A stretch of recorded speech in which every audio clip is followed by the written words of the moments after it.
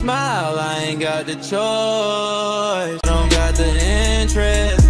They still chasing highs, I'm chasing distance. Tryna heal my soul, mind my business. Heal my soul, mind my business. I can't play with them, I outgrew the noise. Heart too heavy, I hit one of the boys. They laugh it off, but I feel the void. I can't fake a smile, I ain't got the choice. Don't got the interest. They still chasing highs, I'm chasing distance. Tryna heal my soul, mind my business. Heal my soul, mind my business. I can't play with them, I outgrew the noise. Heart too heavy, I hit one of the boys. They laugh it off, but I feel the void. I can't fake a smile, I ain't got the choice. Don't got the interest. They still chasing highs, I'm chasing distance. Tryna heal my soul, mind my business. Heal my soul, mind my business. I can't play with them, I outgrew the noise. Heart too heavy, I hit one of the boys. They laugh it off, but I feel the void. I can't fake a smile, I ain't got the choice. Don't got the interest. They still chasing highs, I'm chasing distance. Tryna heal my soul, mind my business. Heal my soul, mind my business. I can't play with them, I outgrew the noise. Heart too heavy, I hit one of the boys. They laugh it off, but I feel the void. I can't fake a smile, I ain't got the choice. Don't got the interest. They still chasing highs, I'm chasing distance. Tryna heal my soul, mind my business. Heal my soul, mind my business. I can't play with them, I outgrew the noise. Heart too heavy, I hit one of the boys. They laugh it off, but I feel the void. I can't fake a smile, I ain't got the choice. Don't got the interest. They still chasing highs, I'm chasing distance. Tryna heal my soul, mind my business. Heal my soul, mind my business. I can't play with them, I outgrew the noise. Heart too heavy, I hit one of the boys. They laugh it off, but I feel the void. I can't fake a smile, I ain't got the choice. Don't got the interest. They still chasing highs, I'm chasing distance. Tryna heal my soul, mind my business. Heal my soul, mind my business. I can't play with them, I outgrew the noise. Heart too heavy, I hit one of the boys. They laugh it off, but I feel the void. I can't fake a smile, I ain't got the choice. Don't got the interest. They still chasing highs, I'm chasing distance. Tryna heal my soul, mind my business. Heal my soul, mind my business. I can't play with them, I outgrew the noise. Heart too heavy, I hit one of the boys. They laugh it off, but I feel the void. I can't fake a smile, I ain't got the choice. Don't got the interest. They still chasing highs, I'm chasing distance. Tryna heal my soul, mind my business. Heal my soul, mind my business. I can't play with them, I outgrew the noise. Heart too heavy, I hit one of the boys. They laugh it off, but I feel the void. I can't fake a smile, I ain't got the choice. Don't got the interest. They still chasing highs, I'm chasing distance. Tryna heal my soul, mind my business. Heal my soul, mind my business. I can't play with them, I outgrew the noise. Heart too heavy, I hit one of the boys. They laugh it off, but I feel the void. I can't fake a smile, I ain't got the choice. Don't got the interest, they still chasing highs, I'm chasing distance. Tryna heal my soul, mind my business. Heal my soul, mind my business. I can't play with them, I outgrew the noise. Heart too heavy, I hit one of the boys. They laugh it off, but I feel the void. I can't fake a smile, I ain't got the choice. Don't got the interest, they still chasing highs, I'm chasing distance. Tryna heal my soul, mind my business. Heal my soul, mind my business. I can't play with them, I outgrew the noise. Heart too heavy, I hit one of the boys. They laugh it off, but I feel the void. I can't fake a smile, I ain't got the choice. Don't got the interest, they still chasing highs, I'm chasing distance. Tryna heal my soul, mind my business. Heal my soul, mind my business. I can't play with them, I outgrew the noise. Heart too heavy, I hit one of the boys. They laugh it off, but I feel the void. I can't fake a smile, I ain't got the choice. Don't got the interest, they still chasing highs, I'm chasing distance. Tryna heal my soul, mind my business. Heal my soul, mind my business. I can't play with them, I outgrew the noise. Heart too heavy, I hit one of the boys. They laugh it off, but I feel the void. I can't fake a smile, I ain't got the choice. Don't got the interest, they still chasing highs, I'm chasing distance. Tryna heal my soul, mind my business. Heal my soul, mind my business. I can't play with them, I outgrew the noise. Heart too heavy, I hit one of the boys. They laugh it off, but I feel the void. I can't fake a smile, I ain't got the choice. Don't got the interest, they still chasing highs, I'm chasing distance. Tryna heal my soul, mind my business. Heal my soul, mind my business. I can't play with them, I outgrew the noise. Heart too heavy, I hit one of the boys. They laugh it off, but I feel the void. I can't fake a smile, I ain't got the choice. Don't got the interest, they still chasing highs, I'm chasing distance. Tryna heal my soul, mind my business. Heal my soul, mind my business. I can't play with them, I outgrew the noise.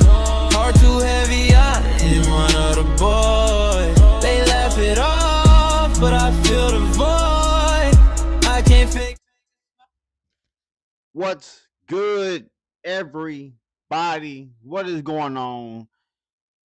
It's your man's Keandre's in the building to let y'all know that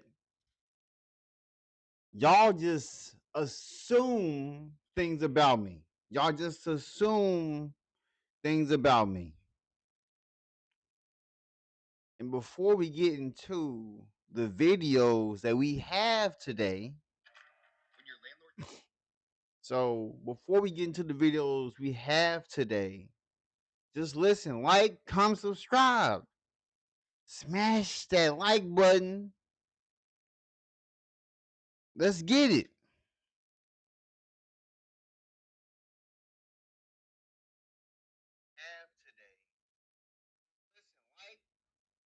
So I'm gonna let you know something about me because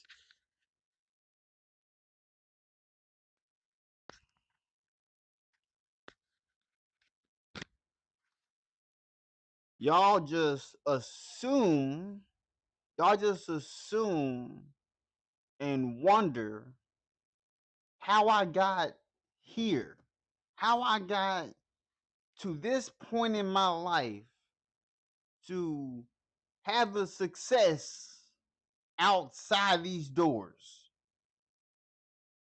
And some people might come in and wonder, how did he do it? How did he do it? Because there's so many people who talk down on what I have accomplished, the achievements I have had. And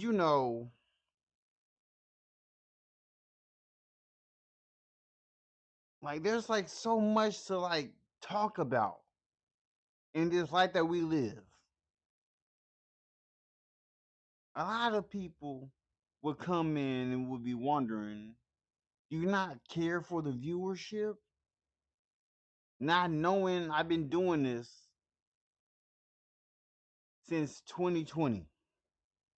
I just got into the algorithm. I'm out here competing with people who have 80 to 90,000 subscribers. And I only got 28, 20, around almost 2,800 subscribers. And I know it's kind of different because I throw so many darts at the board. A lot of people don't really know the consistency about this. A lot of people don't know about being consistent because the last video I did yesterday, when they was talking about degrees, the last video, the last video speaking on degrees. And when I tell you that, it's kind of crazy because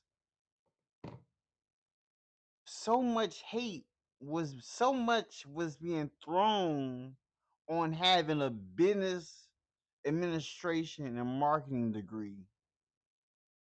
But I didn't get that degree just because it was the easiest.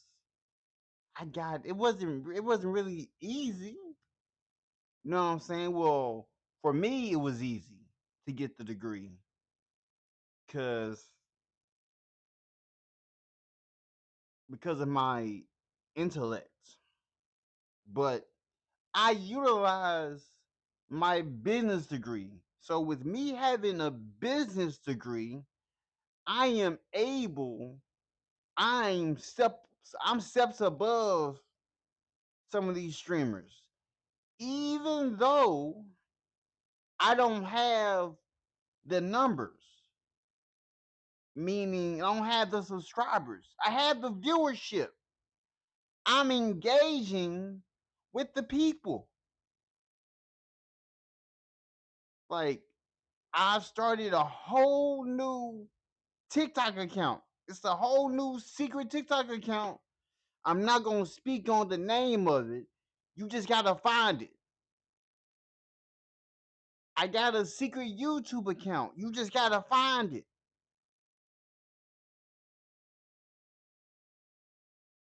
Even when you search my name up on YouTube, you can't find it. You can't find my secret YouTube account using my name.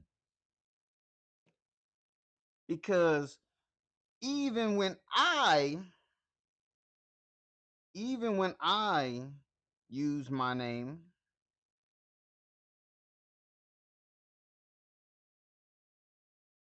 I don't I only see this is the only thing that pops up. This only channel that pops up. None of my other videos are being broadcasted because I'm understanding what's going on. I'm understanding. I'm getting the viewership.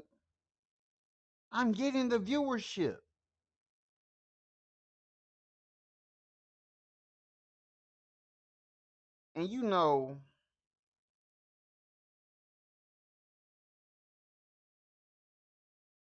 we gonna get into this. We're gonna get into this because I cannot wait to show y'all the new merch. The new merch. Like you saw the start soon scene. I got a new be right back scene, a new the end scene. I gotta fix up the YouTube scene. But without further ado, let me get on my feet. Let me get on my feet. But actually, I'm starving. Really.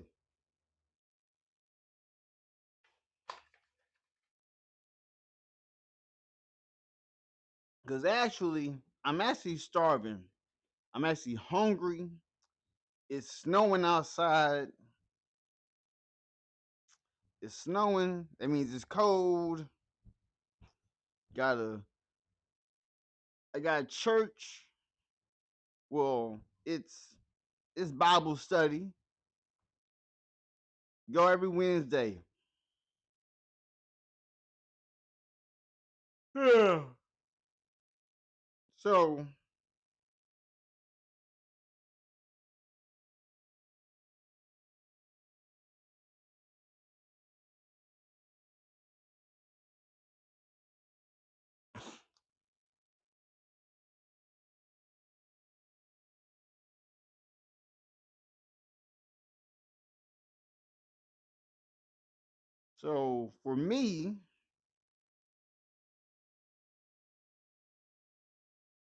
so for me, I had to switch it up. Had to go horizontal.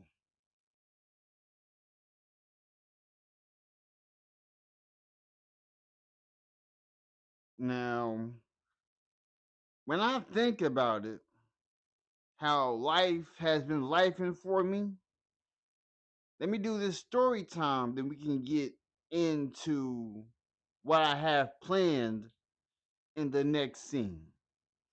I have, so my mods helped me get to where I'm able to do this type of thing. Because first it was vertically. I was doing this vertical. But I can do vertical and horizontal at the same time.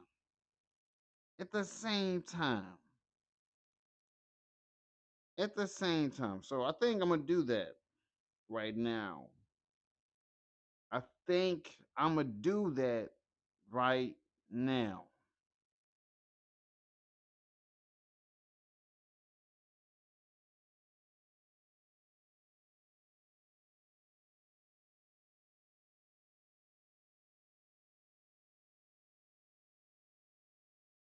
So let's speak, shall we?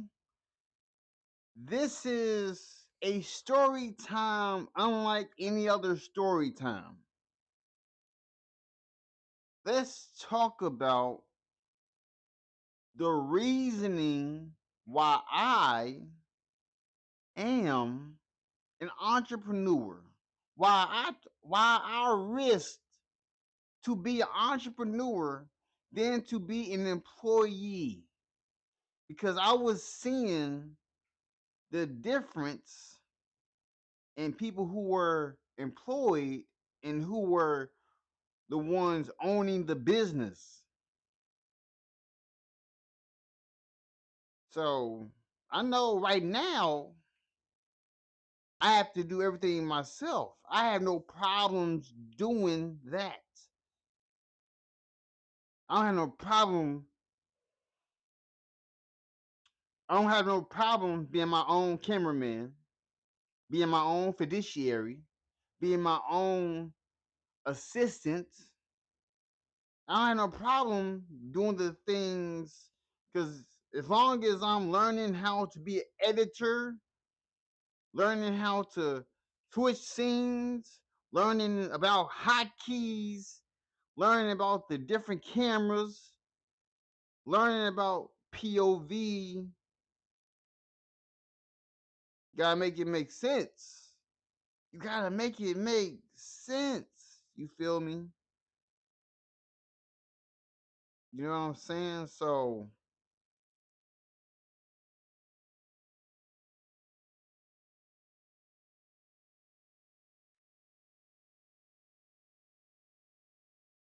man, I'm hungry.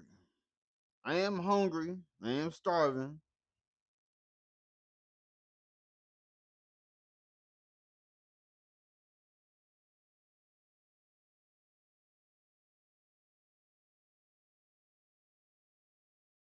So let's get this ball rolling. Let's get this party started. I'm doing vertical on my phone. I'm doing horizontal on the laptop.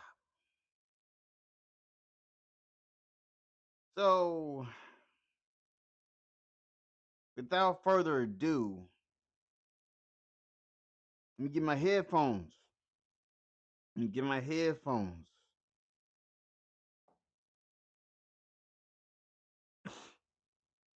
And let's get this party started. You feel me?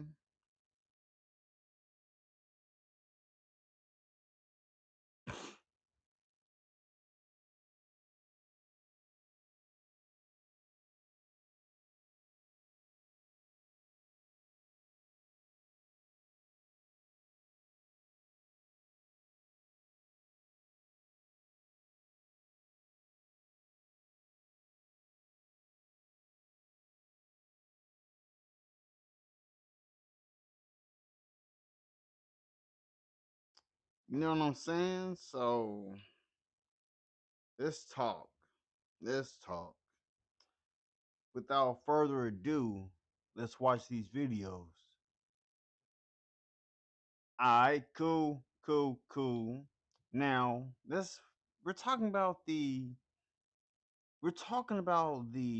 I call influencers lying about their wealth and lifestyles. How y'all out here lying about the way y'all living? Because when they see how a person really lives in their home, you got people out here looking confused. I'm out here breaking stereotypes each and every day. Every day I wake up, I break a stereotype. I like doing it. I love breaking stereotypes.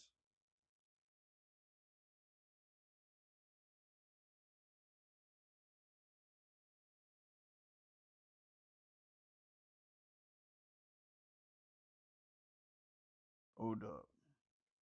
Before before I get into the juicy, before I get into the juicy,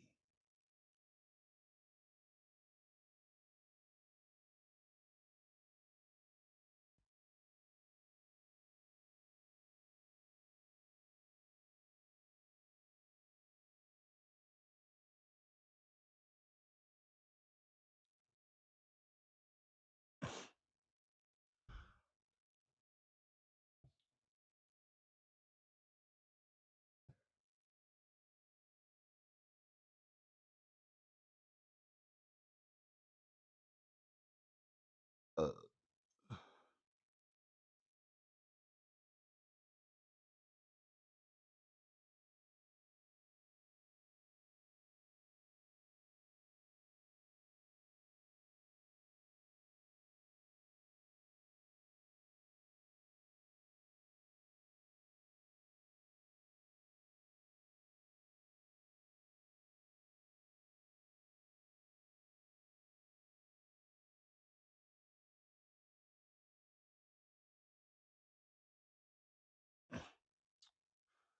so what's good with everybody? Let's talk about building your dreams. Let's talk about building your dreams.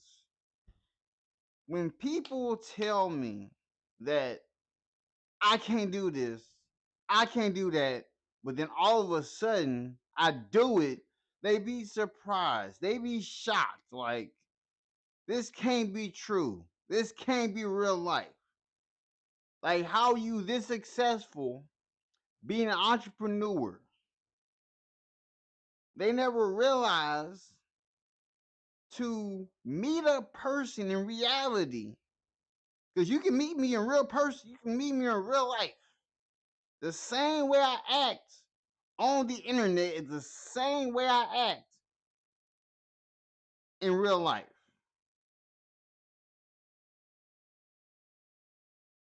I was never bullied in high school. You thought I was bullied in high school? I can go grab my yearbook and show you how much love I was being shown in high school. I don't know nothing about being bullied. Like, I got hands. Like, I wasn't in no gangs. I wasn't selling drugs. I wasn't moving nothing. I am what you call a nerd. Before anime was being watched, everybody was talking weird about it. Like, for real? You thought I was bullied? I never was bullied. Nah. I always was me as a person.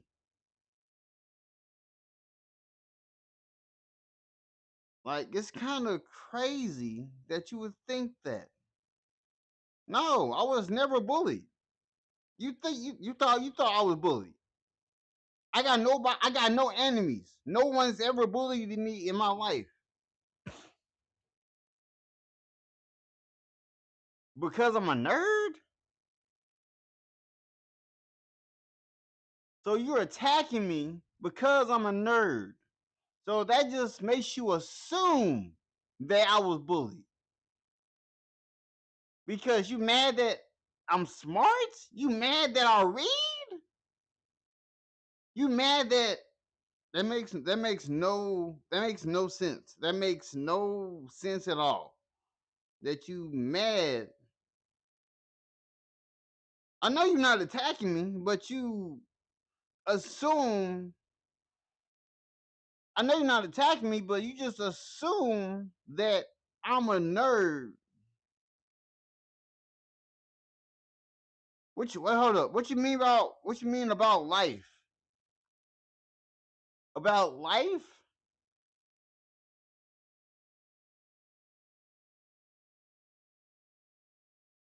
About first off, before we talk about life, how old are you? How old are you, G? How old are you, G? How old are you? Because for you two, I never got bullied. Dude, I put that on my life. I never got bullied in high school. I was shown love in high school. Yeah, I'm 31. I never got bullied. I don't know what type of see, this is how I know we live two different experiences in life. Because when I was in high school, I was shown love in high school. I can show you. Look, I wish I can bring. I should go get my yearbook just to show you that I was shown love. I was shown love in high school. I don't know nothing about getting bullied. I never got pushed in no locker. Like, what?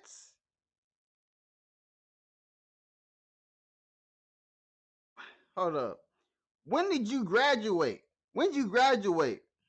Let me know when you graduated. Let me know when you graduated. Let me know when you graduated.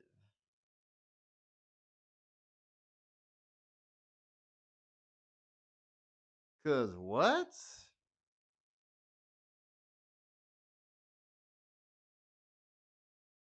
Let me know when you graduated for sure. Dude, I wish I would have had my yearbook ready. Cause I got my yearbook.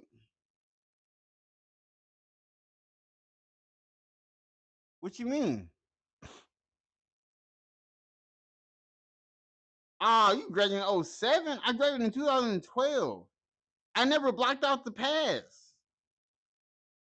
That being bullied never happened to me.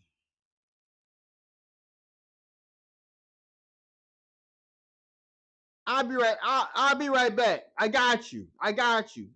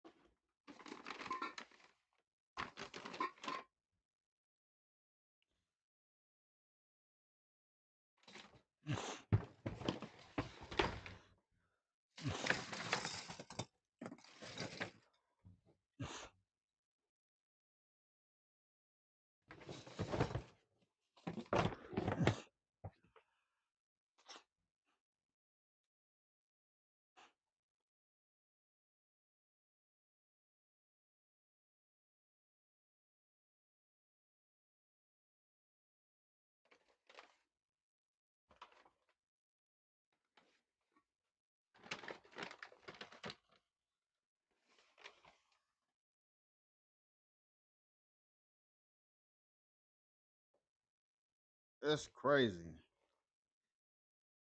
I might need to check. Hold up. What's up?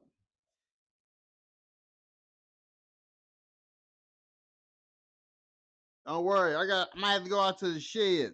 Might have to go out to the shed and go get it. Might have to go out to the shed. So I'll be right back. I'll be right back.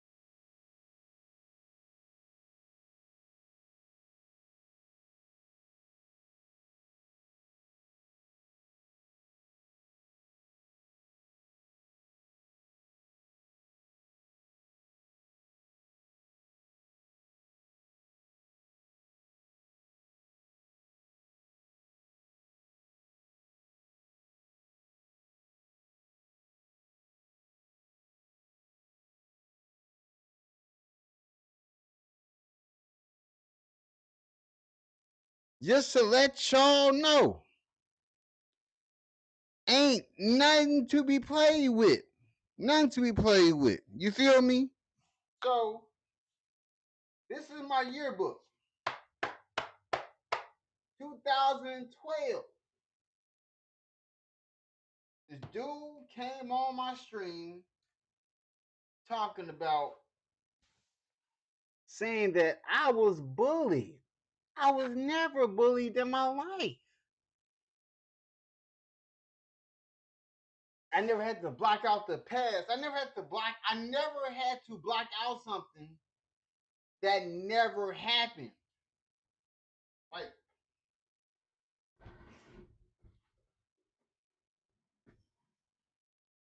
Like, like, does that make sense? Does that make sense? Why would I block out something that never happened? That never happened. So let's keep it real. This is my yearbook. This is look. This is when you first opened up my yearbook. Nothing but love.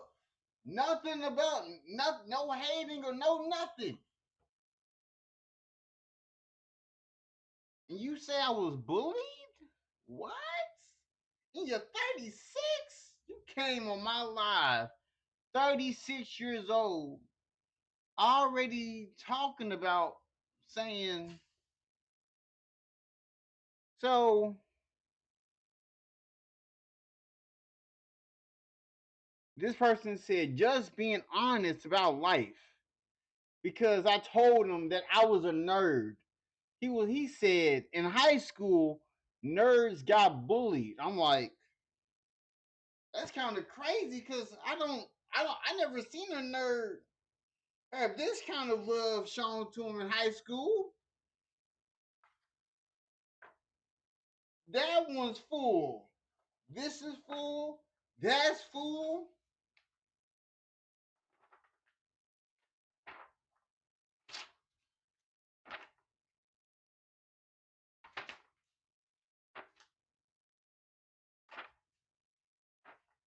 This is going back in time. We going back in time.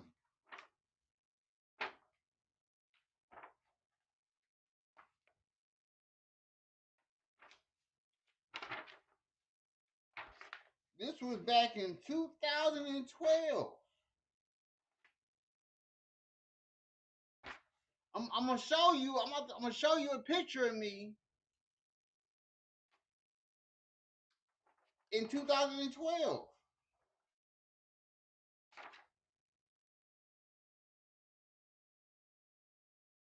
Where is that? Right there. That's me. Right there. You see that? That's me. The big old nerd. Yeah. Yeah.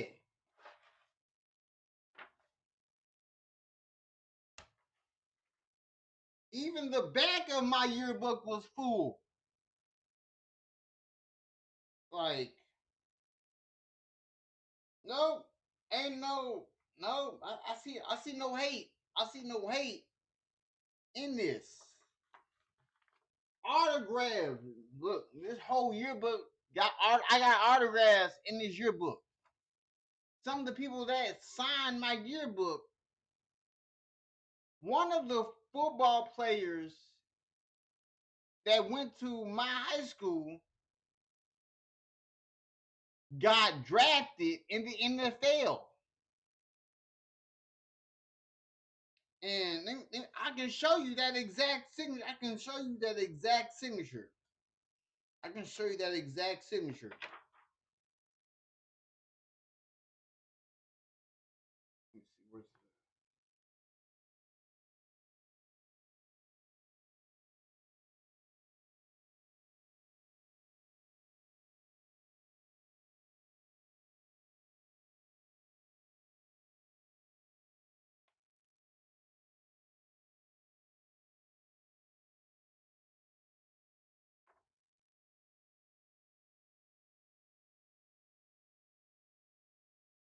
I got nothing but love in my yearbook.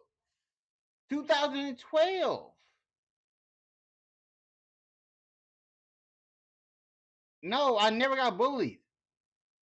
Just because you see a picture doesn't mean I got bullied. I never was bullied.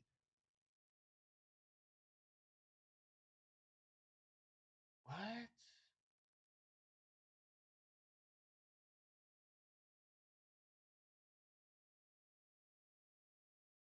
No.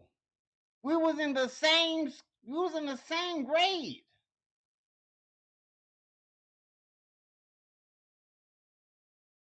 You thought I was a part of the Make-A-Wish program. Wow, this kid thought I was a part of the Make-A-Wish program. Dang. Your life must have been horrible, Dante. Your life must have been horrible. I cannot believe you've been through so much. You've been through so much. You've been through so many people hating on you. That's crazy. I understand. I understand, Dante. I understand, Dante. So, Dante, what do you do? What do you do in your life? What do you do? What's your purpose? Like, what's the goals you have for yourself in this life that we live? Do you find? Hopefully, you found your purpose. Hopefully, you found your purpose in life because you're trying to throw jabs at me and they're not sticking. Like, there's no hate all through my yearbook.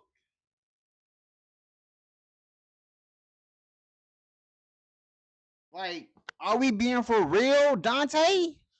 Are we being for real, Dante? This is how we coming? It's kind of crazy how life is for people. It's kind of crazy.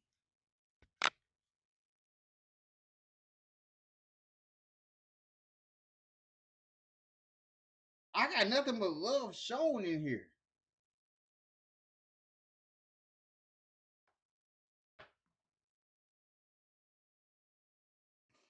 A lot, all the people that signed my yearbook all put it on me, telling me I'm going to be something in life.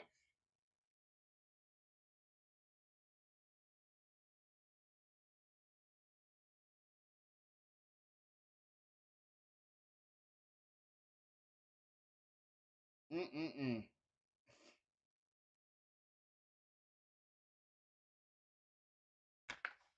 Mm-mm-mm.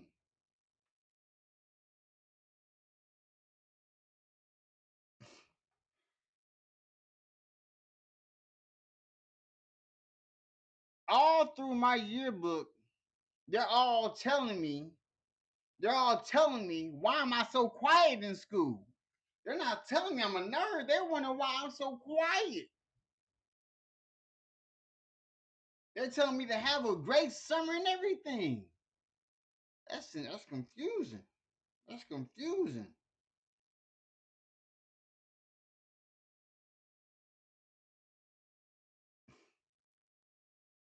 They said I'm the coolest black guy they know. That's what my yearbook says. That's what my yearbook states. That I'm the coolest black guy they know.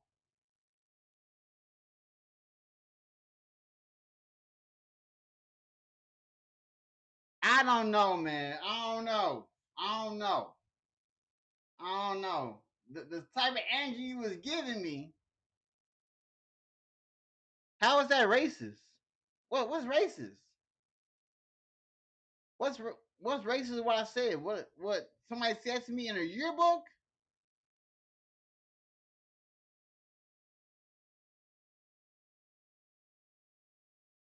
I didn't say anything racist.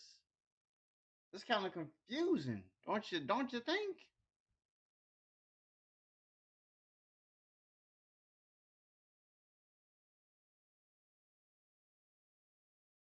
I mean, that wasn't being racist.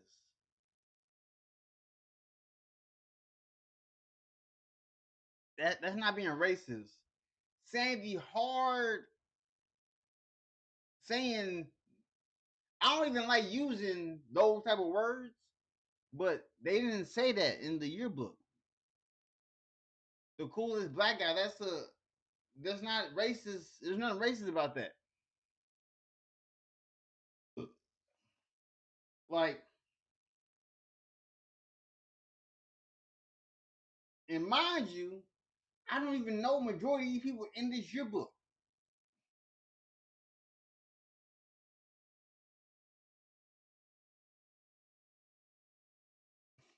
Some of these people know of me more than I know of them.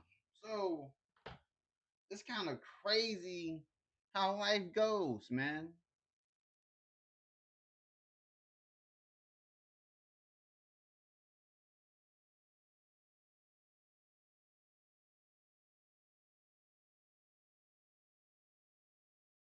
Well, the the class she's referring to, we was in Spanish 3. I took Español, Español dos, Español tres. So in her class, there wasn't that many black people learning Spanish. Like I've seen my fair fights. They're not being disrespectful. That's not disrespectful. You take it as disrespect. Because that's a trigger for you. They're not being disrespectful. No, I don't support Trump. I don't even support politics. I'm not into the politic game. I'm an entrepreneur. Focus on the Q&A. Focus on what's above me. Trump's no. I don't support that guy. That's not even in my algorithm. He's not even in my algorithm.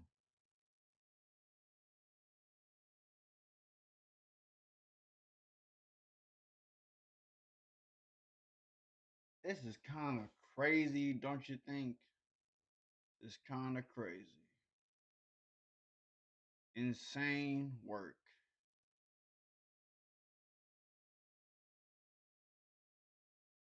So let's get into watching this video. To get into watching this video about these influencers. All right. I call influencers lying about their wealth and lifestyle. It's a trap.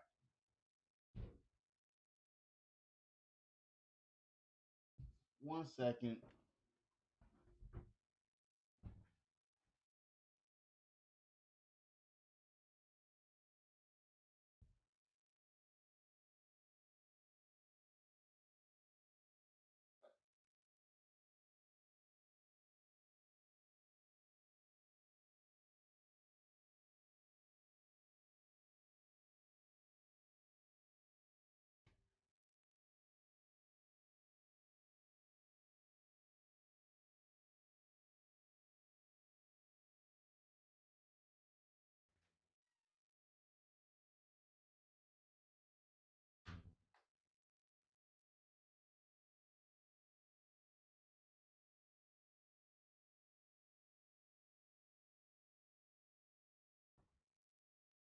And plus,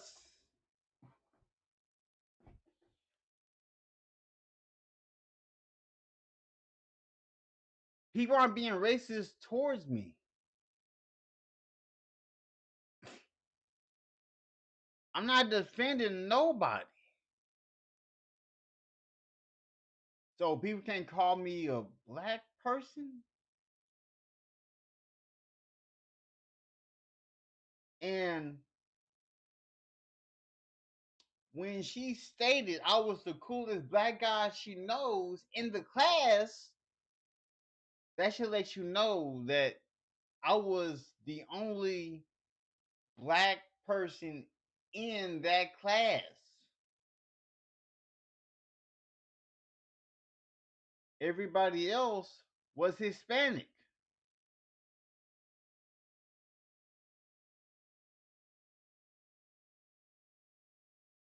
But I am a nerd.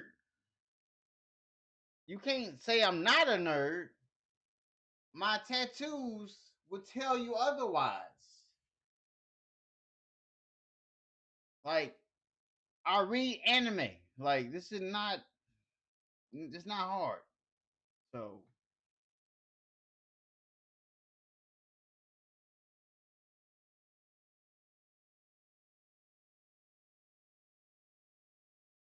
let me watch this video though. As a 23-year-old, am a proud owner of a Koenigsegg Regera. Really? You got a $3.5 million car at 23? He's cooked. He's cooked. He's cooked. The car right now is gonna be fucking crazy. I'm notorious for not pulling this shit correctly. You ready?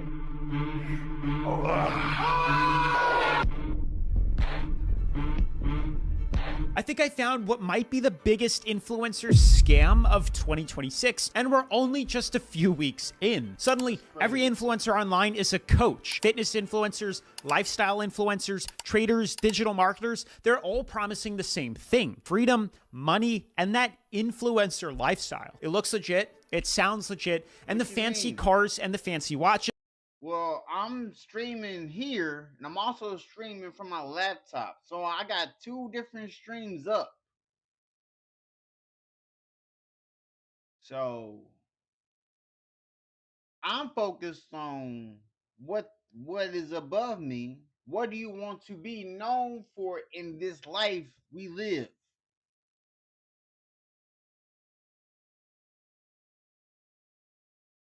Make it feel real. But when you zoom out, you start to notice a pattern. The real product isn't the skill, it's the system, a funnel built on hype, commissions, and convincing the next person to buy in. Today, I'm breaking down the influencer scam that's taking over, how it works, why you should be careful, and who's actually making the money. And by the way, I'll be reading some of your comments in today's video, so if you want to be featured in the next one, definitely make sure to leave one down below. I just bought a brand new car. As you guys know, I just sold my 40 Pista. Now, I just bought another car. Never in my entire life did I think that I would be owning one of these. I would like to officially announce that me, as a 23-year-old, am a proud owner of a Koenigsegg Regera.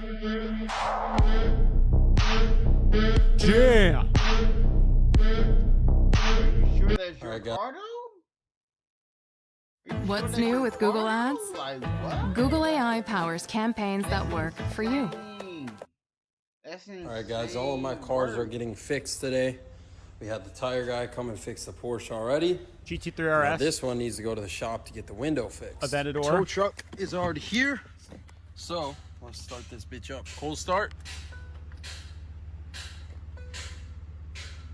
No key identified. Yep. Again. Jeez. It's crazy.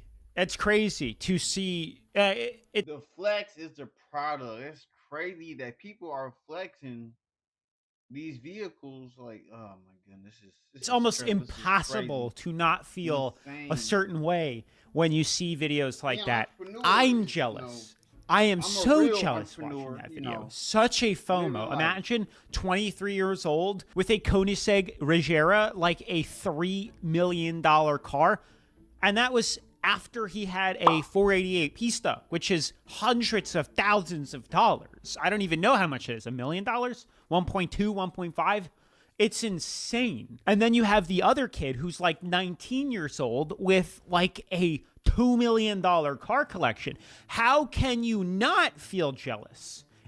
They've cracked the code of getting you to watch, getting you to end. I would never feel jealous over the fact that there are people out here who are flexing things that are depreciating as they drive them. As they drive these cars, they depreciate.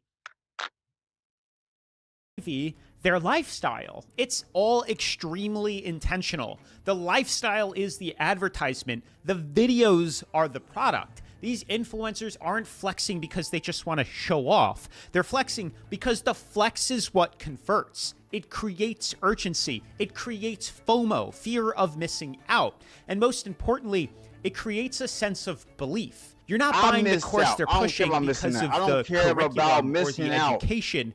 You're buying it because you want that lifestyle that they're promoting. And here's the key detail that people miss. If the flex stops, the money stops. And that's why these influencers can't just slow down. They can't downsize and they can't disappear. And as social media gets more and more saturated as the years go on, the flex has to get louder.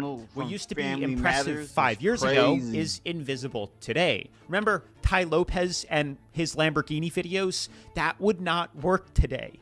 There's a car dealership in Florida called Cario Motor Cars, and they have all these expensive vehicles.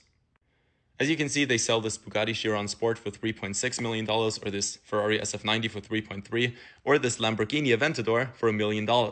And those cars just stand around and lose value every single day. So instead of selling them, Cario has a pretty interesting concept. They just charge the gurus a small down payment and then a high lease payment until the gurus don't want to or can't afford to lease the car anymore.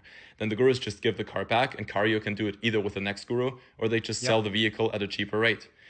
Now, this Lamborghini that I showed you is owned by Jordan Welsh. He's actually a pretty cool guy. Now, I don't know the exact reason, and he seems like a pretty legit guy. I've seen a lot of his content, but he also just posted a video where he explains that he got bored of his new Lamborghini after just 2 months. When he bought the car, he said he bought it at 3,000 miles, and as we can see, it's now 3,500 miles. 100 miles.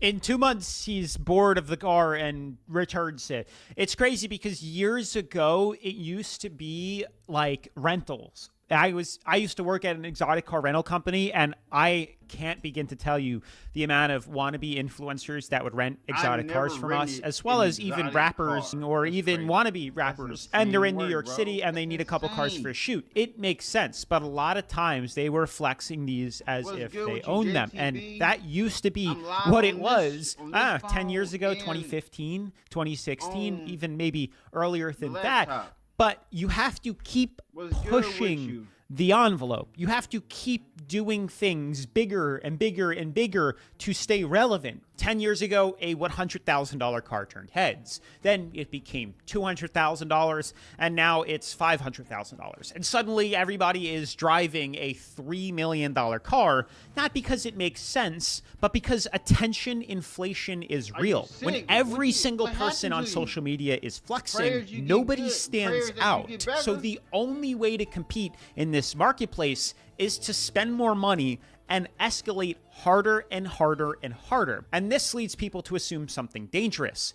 That money must be real. But in many cases, it's not owned the way you think. Now, here's the part that shocks people the most. Most of these influencers are not buying these cars outright. They're leasing them, often through open-ended luxury lease agreements. Now, that's not to say some are buying their cars or some are financing them, but most of the time, what usually happens is an open-ended lease, and the influencer usually pays a down payment, and then they pay a high monthly fee to actually have the car, with a title and a registration and a plate. But a car that's like $3 million that they say they purchased or that they bought might only really cost them $30 to $40K a month. Now, that's still expensive, obviously, but it's not generational wealth. And what you got to realize is at any moment, that influencer can return it, say they sold the car, or quietly stop showing it in their content. From the outside, it looks like massive success.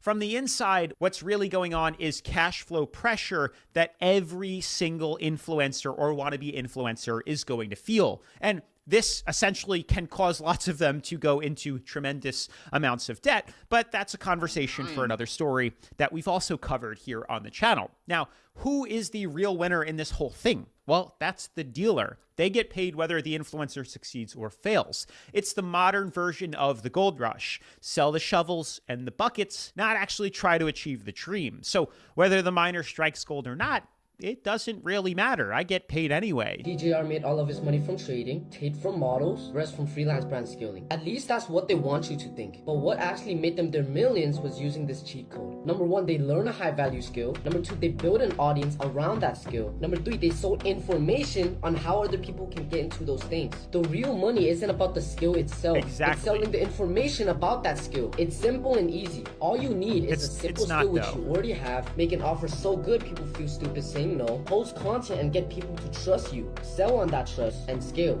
It's obviously much easier said than done, and I do give them a lot of credit because you have to be really smart to figure out how to do this. You can't just be an anybody and do it. I mean, hundreds of thousands of people try to do this every day, and there's not too many that actually are successful with it. There's just some moral or ethical issue that I have with the entire business because, yeah, like he said, find a skill that's lucrative and high valued and then sell that skill, but then they're no longer actually performing that skill or creating content around that skill. Their content eventually becomes selling you a course about that skill that they say that they do, and that's how they built their wealth. But it's not how they built their wealth. How they built their wealth is by selling you a course that tells you about their skill. Does that make sense? I know it's confusing, but it's like this big full circle of not really being the most truthful. And sometimes it is. Sometimes the actual course literally tells you this is about how to grow your social media accounts, go viral, so that you yourself can either sell the same course that I have or make one about yourself, tailor it just a little. I am not a person who is out here to sell a course. I am here to build a Black-owned media company. I'm not here to sell you a course. If you want to learn how to be a medical courier, I can show you how to do that free of charge. Like, I'm not going to be selling y'all dreams. I've been an entrepreneur since the age of 13. Since the age of 13. The last job I worked was last year. I stopped working for people. I got let go. But at that same time, when I got let go, I was still making money. You want to know why?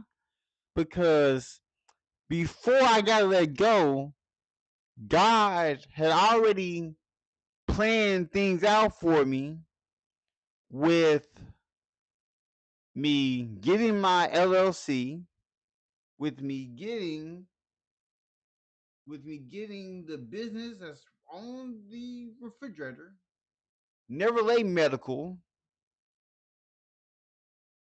and that's how I make the money.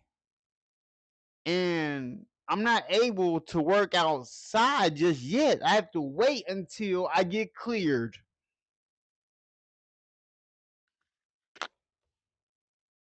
Bit and then sell that course to other people. It's crazy. Do you not see what's forming? Every year the name freaking changes. Drop shipping, Amazon FBA, high ticket sales, online coaching, brand scaling, social media growth, SEO. I'm sure I'm missing dozens more. But regardless, under the different labels, it's all the same structure.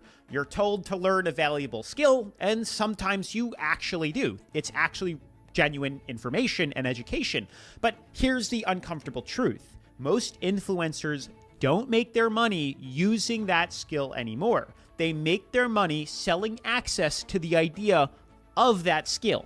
The course itself becomes the business, and the lifestyle you're being sold, that usually comes from the course sales, not the skill itself that's in the course that you're purchasing. That's why some of these prices are so high, because they can also get away with it. $3,000, $5,000, sometimes even more. And it's not illegal, but it's also not what most people think they're buying. I am a 25-year-old millionaire, so buy my course to make you a millionaire. And in the course, I teach you how to sell a course, because I'm only a millionaire because you bought the course, and now I teach you how to sell. So you only a millionaire because you taught somebody how to buy your course. What in the world? What kind of pyramid scheme is this? Pyramid scheme galore. Course, and then you can make course about how to sell course and sell it to more people. Course inception, and now everyone is a millionaire because we just buy course, make course. Buy course, make course. I'm a medical courier. The information, if you want to learn how to be a medical carrier, a medical courier, like I will teach you how to do it for free. You ain't gotta pay for what I'm gonna teach you. Google is free. You can just search up how to be a medical courier. You can look up what certifications you need, what LLC you need, because all of the money I make for being a medical courier is under my business name. It's not under my name. Millionaire.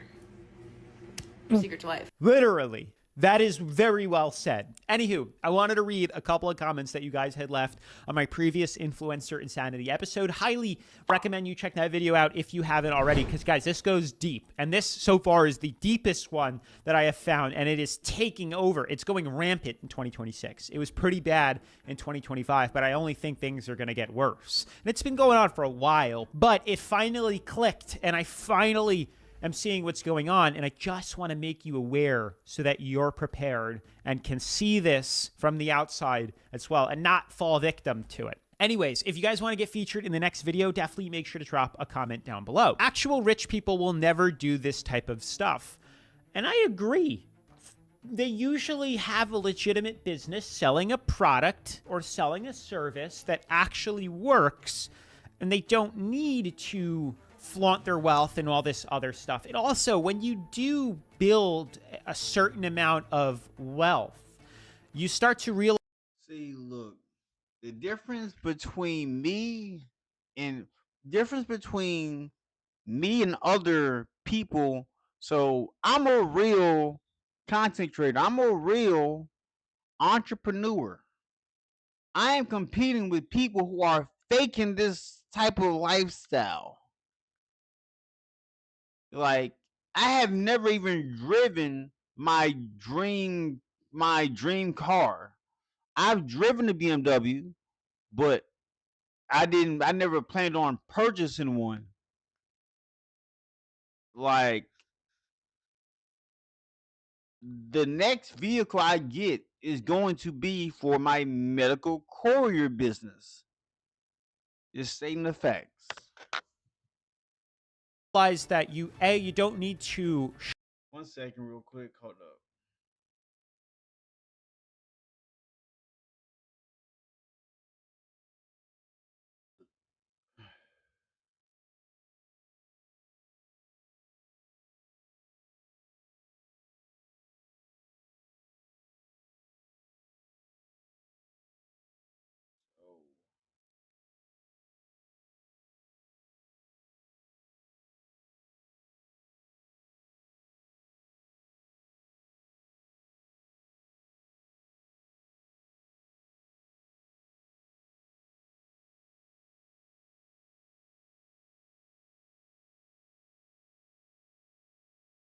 Them Huffy bikes, no GTR.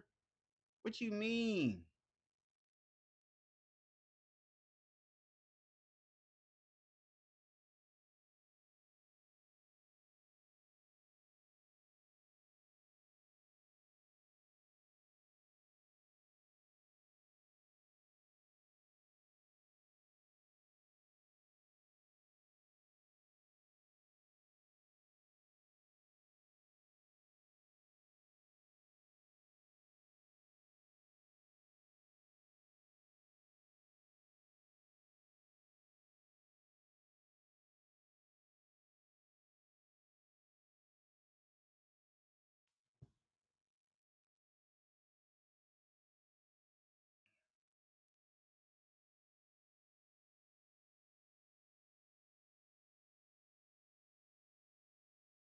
That's crazy work. Crazy work. Like, comment, subscribe to the channel. Let's get this party started.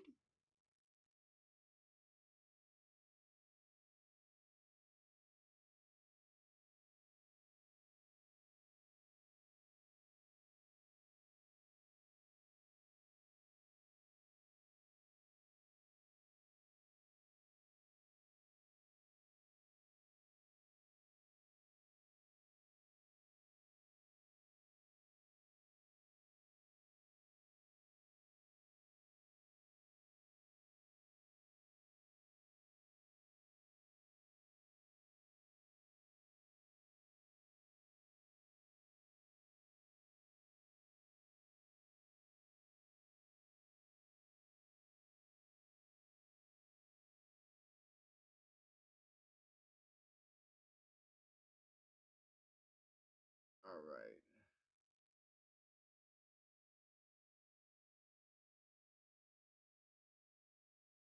Now let's see.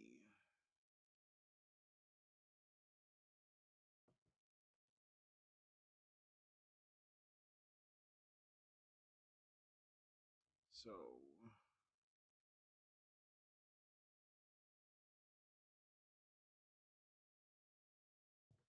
show it off and flex it to show everybody that you have wealth, because those people usually don't have a lot, or like what I'm really talking about is true wealth. Maybe they're rich, maybe they have a couple thousand. When you actually have a lot of money, you really don't want other people to know about it. I would be embarrassed for anyone trying to flaunt a rich lifestyle. Most people who actually have wealth fly under the radar intentionally.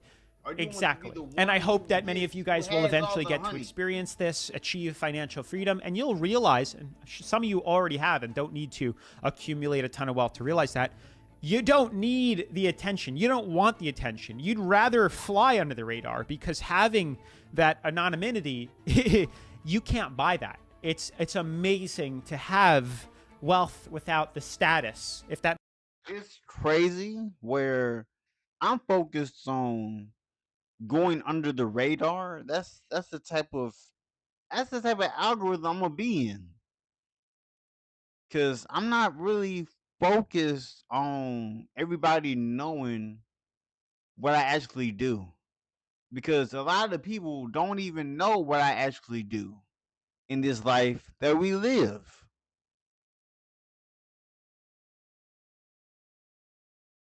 Because to be for real, everything I'm doing in real time, people are seeing it. People are seeing what I do.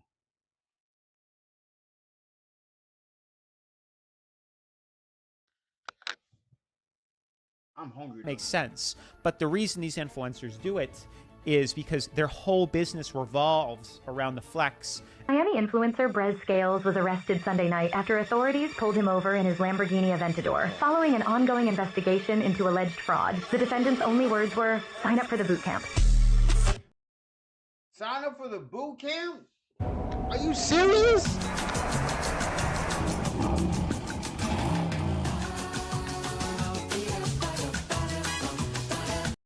It's not that serious, bro. It's not that serious, bro. This dude fakes being in jail to sell you guys on his little freelance. Sell you guys on his little freelance brand scaling info offer. I can't lie, great marketing, but the real question is, what the fuck are you actually buying into? This is Mr. Breast Scales right here, and if you don't know already, Mr. Breast Scales allegedly makes most of his money from courses.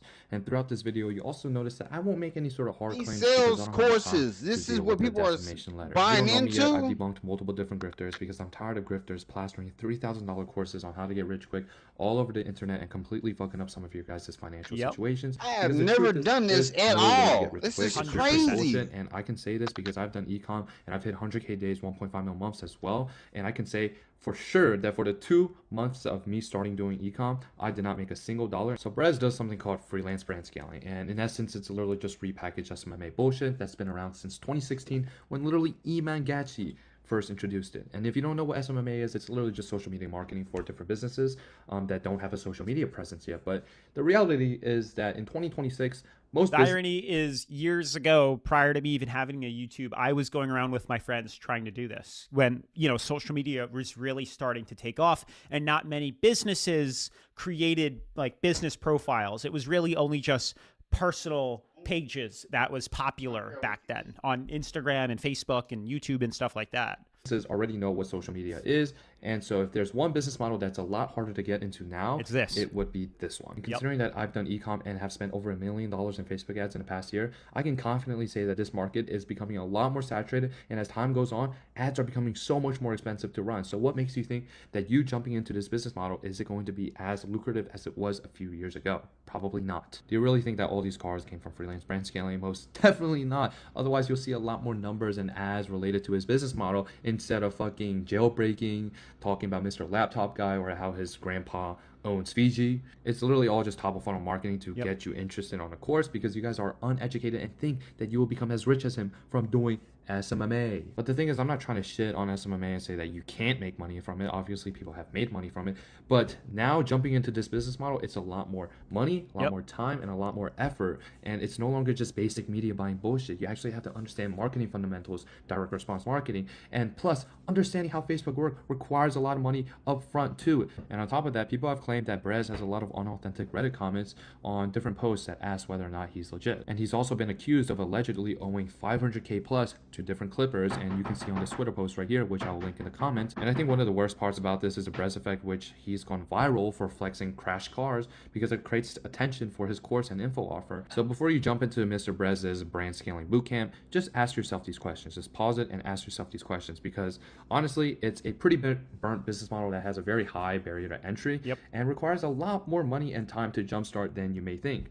And so if you want me to debunk more grifters, just follow along and comment the next person that you want me to debunk. So like, long story short, you're going to buy his course for $3,000 thinking that if you follow his course that teaches you probably legitimate information about scaling brands, that you'll eventually achieve this lifestyle that he is flexing. But turns out he didn't get this lifestyle from brand scaling. Majority of his money, if not all of it at this point, is not coming from brand scaling. It's coming from you buying a course that teaches brand scaling. So that's where the dishonesty is that kind of floats on the ethical, unethical border, the immoral or moral border, that I am asking you guys what you think, because this is tough. There's nothing illegal about it as far as I understand.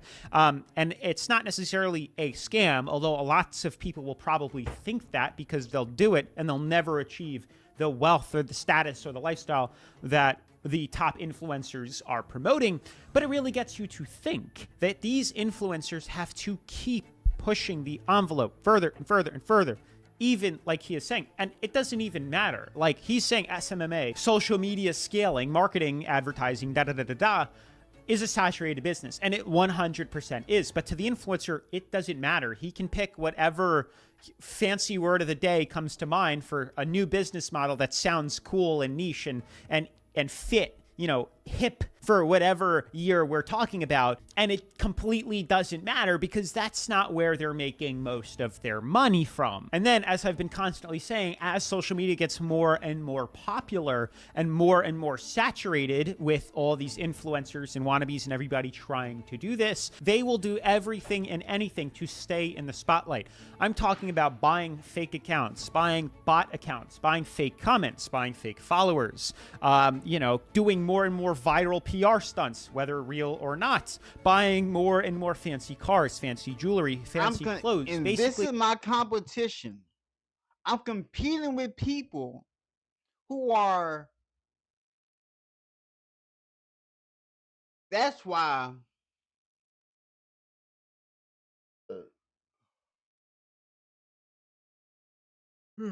That's why I got 6 months.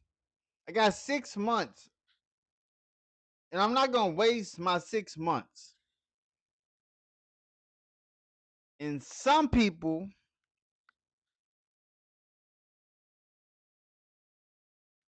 like, I'm going to spend money on ads, but the amount of money that they got to spend on ads, like, I found the cheat code to that. You know what I'm saying? So just watch how it goes.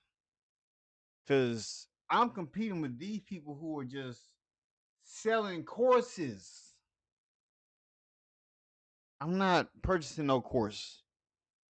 Why would I need a course when Google's free? Why would I need a course when Google's free?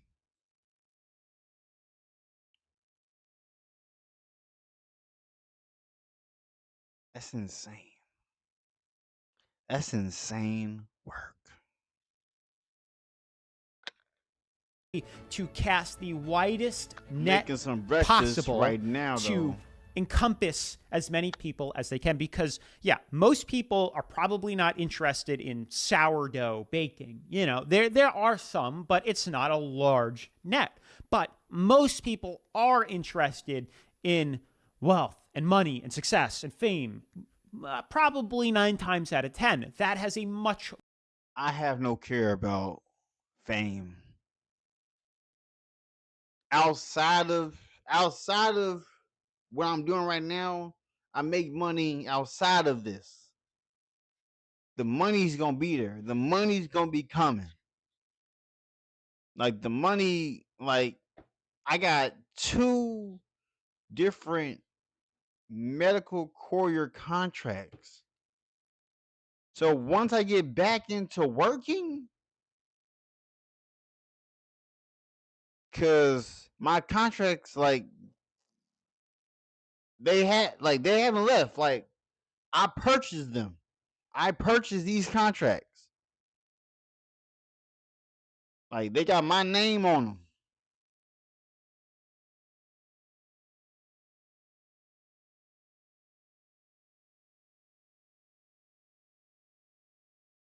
So just gotta make it make sense, man. Larger audience that you can funnel uneducated people into that are truly risking a lot of money. $5,000 could really make or break somebody's finances here. That's an emergency fund. And they're just going to risk it all. And it's sad because 9 times out of 10, you're not going to be successful in any of this stuff. The guy says he makes $20 million a year from trading. But guess what? It's all a lie. This is TJR, Probably doesn't trade the at all. influencer guru who says he makes $2 million a month from day trading. Or at least, that's what he wants you to believe. After watching tons of his videos and diving deeper, it turns out, just like everyone else, he has a course. A $5,000 course teaching you how to day trade. And he's not the only one. See, all these gurus teaching you dropshipping, trading, course? SMA, or whatever, they don't make most of their money from that business. They make it from selling you a course on that business model. Iman Gadzhi, he made 100 times more from his course than his agency. The Onaher brothers, 100 times more from their course than their actual store. You can't hate them because they figured it out. They know the real money is in education. And honestly, I just copied them using AI. All these online business models are dying, and the best way to make money in 2025 is by just doing what these gurus are actually doing themselves. It's by building a digital asset using AI so you can monetize a skill that you already have. I'm 20 years old and I make $40,000 a month using my digital asset, and I just made a completely free guide showing you how to do it too for completely free. If you want it, just comment the word asset and check out my bio. This is like clout hopping on those successful influencers. He then plugs his own business in. Look, I did it too, just like this guy did. And I'm giving it away for free, unlike him for $5,000. Come sign up and check what I have out. So it never ends. But I like what he said. Like, it is education. And that's the craziest part about this whole thing. Like, we've talked many times in the channel. Maybe some of you know Dave Ramsey. Dave Ramsey sells a book. It's a physical product. It's $10. It's $15. It's not a $5,000 course. But again, it goes back to the theory, like the ethical and unethical part. Is it really that bad? I mean, it seems bad because they're pushing a lifestyle. That's the unethical part here. See, I could never push a lifestyle that I never like. What type of lifestyle y'all think I'm trying to push? Oh man. Plus, I'm hungry as well. But if they're selling you a course that actually has real education in it, that's where things start to become gray. You guys are wondering how TJR really got the Koenigsegg. Very simple. He did not do it through trading. He's a course seller. Him, Brez, all of them do the same exact thing, guys. They sell courses at a high ticket offer, and that's where most of their income comes from. Now, all these guys have sales teams, right? They have setters who are answering their DMs, booking them into the calendar, and then they have the closers who are closing their course deals. The reason they have sales teams is because they obviously can't manage everything. They're not hopping on calls with people and selling courses to them. They have people that are doing that work for them. Now, the opportunity for you to make money and potentially get a car like this someday in the future is by getting into high ticket sales. This is where you're either a closer or a setter for a guy like TJR or any other influencer. I'm in high ticket sales, and this is a gold mine opportunity. There's so much money in this. If you guys want me to put you on and you're interested in high ticket sales, DM me. Yo, these guys make $1 million per month each. That is insane. And I'm sure they're making all their money from trading and scaling brands, right? Newsflash, they're not. 80-90% of their money comes from courses. They run paid ads on Meta. You'll see their sponsored posts. You click on that Learn More button. This is the page it brings you to. You fill out your application, you hop on a Zoom call with somebody, and you get charged thousands of dollars for their course. This is the most profitable business in 2025. The big question is, how can you make money off this? So like I said, after this page, you'll be prompted to book a calendar time with somebody that we call a closer. The closer is the one who closes deals for TJR's course. And there's thousands of offers like TJR's. So rather than complaining about course sellers, what I do is I teach you how to become a closer for one of these high ticket sales offers. That way you're making money. All you're doing is hopping on Zoom calls with people and closing the deal. If you're interested, DM me. The irony in this whole thing is absolutely hysterical. So let me get this straight. That's funny.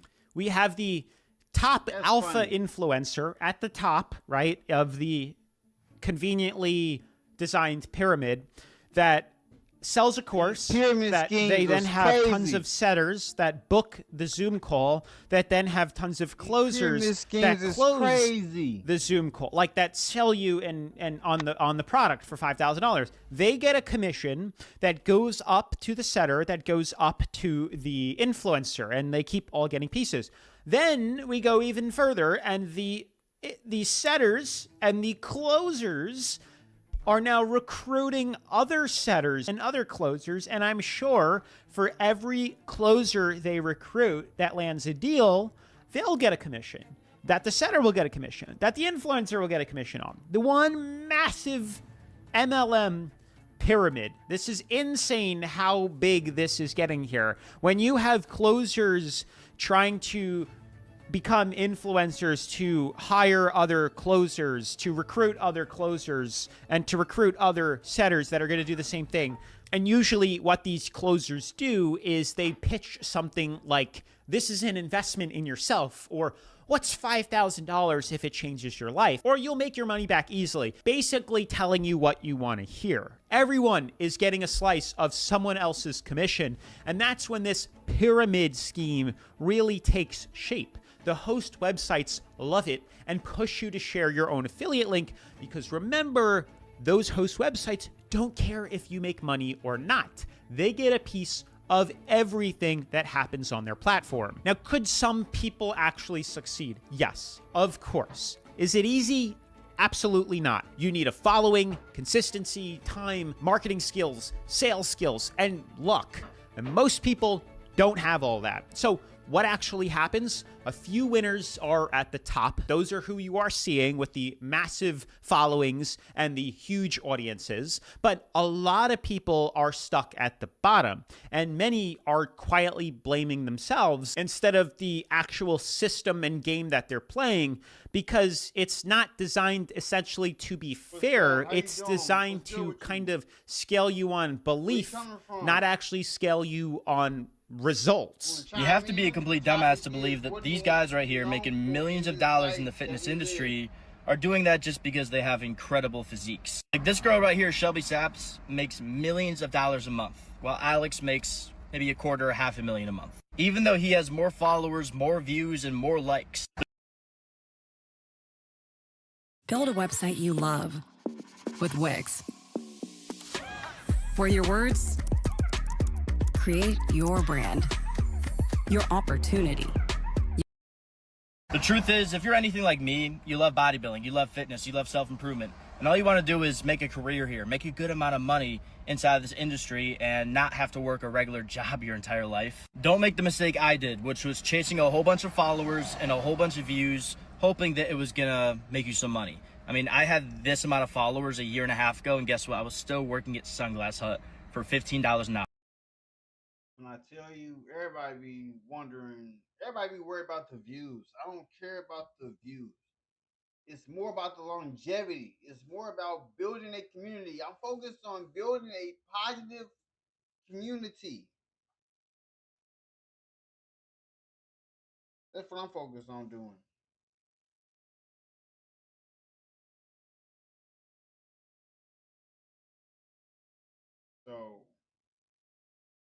So yeah.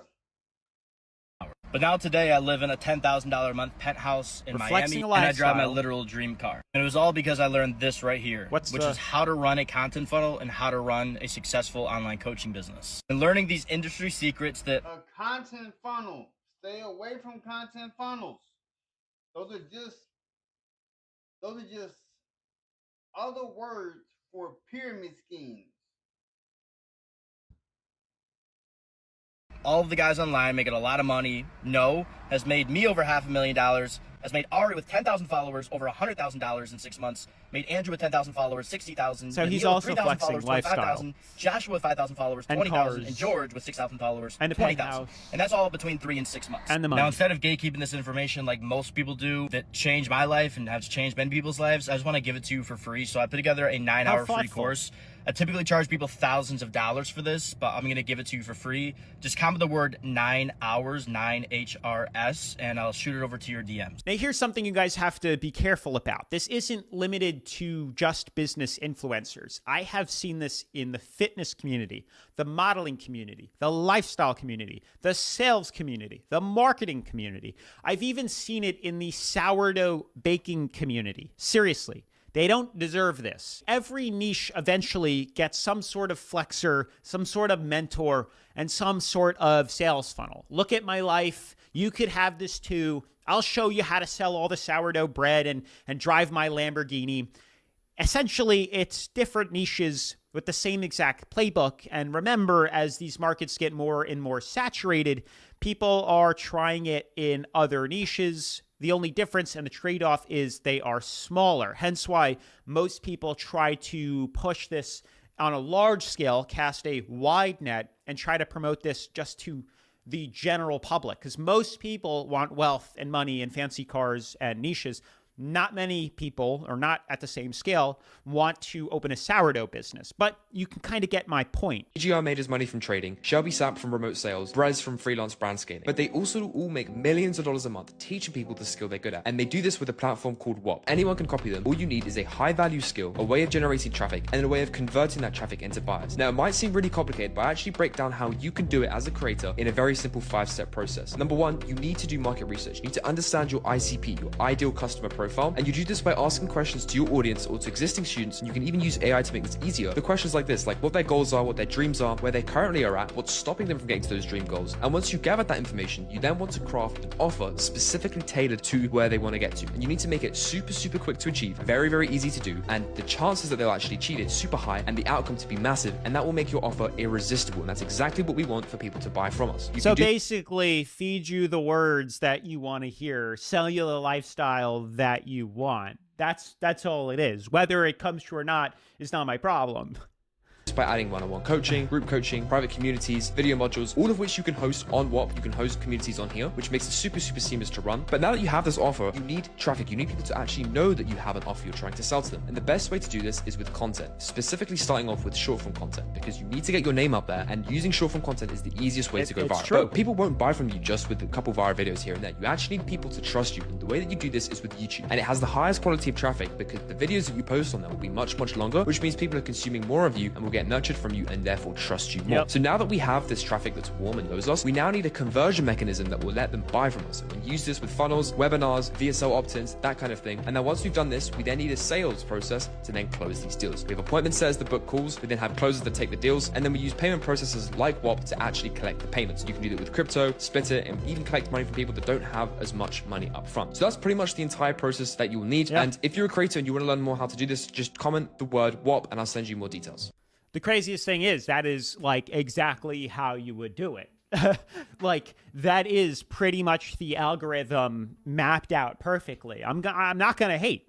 I'll give it to him. It's very well crafted. So watch that back if you're trying to grow a following on social media. Now you can cut out the part of pushing a course and selling a course to people, but for the most part, that is essentially how you would even grow an audience to begin with. And there's also a little bit of luck involved in that too. But if you don't follow that, your chances of success, like on social media, disappear like completely. Now, what's interesting is he mentioned WAP. This is the platform that is hosting all of these influencers to use to then funnel out, go out like the hive mind in Vecna and Stranger Things to go attack all the stuff that Vecna is sending them after. And then, funny enough, I looked up who the owner of WAP was because I was going to see if these other, gurus, finance gurus, Iman Godsi, are promoting their course too. And then look at his bio, co-owner of WAP. I have to give it to him. He went from selling a course himself to then owning a platform that gets other influencers to sell a course. It is brilliant. It is beyond genius. So here's where I genuinely struggle with this, because it's not black and white. Some of these influencers absolutely believe in what they're selling. Some of them are clearly faking it until they make it, and some are just riding a wave they didn't fully understand when they jumped on it too. But regardless of the intent, the pressure is the same for all of them, because the second they stop posting their lifestyle, the second the cars disappear, and the second the flexing slows down, their money funnel will dry up. And that's the part that feels kind of uncomfortable or maybe even unethical. At some point, I've already figured out why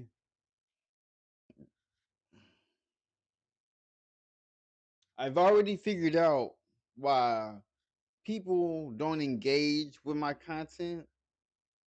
I figured that out. Because if they see that you're doing better than them in life, they're not going to engage with you.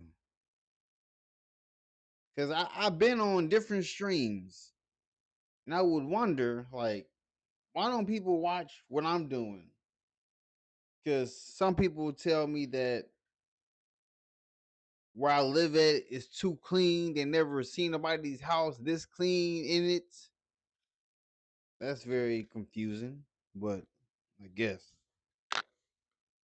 no longer creating content because you enjoy it, like I like to do, or because it actually helps people or solves a problem. You're just creating content because you have to keep selling this dream in order to keep making money. It's kind of this never-ending cycle. And I'll be honest, this hits close to home. I could very easily make a course right now. I mean, I've grown this YouTube channel to almost 100,000 subscribers in under a year, and hopefully in less than a year and a half, we'll have reached that goal. But there is a real algorithm to it. There are legitimate, repeatable patterns to get this to work. There are things that dramatically increase your chances of going viral. And I could package this all up, price it at a few $1,000s, and sell the idea of YouTube and social media success.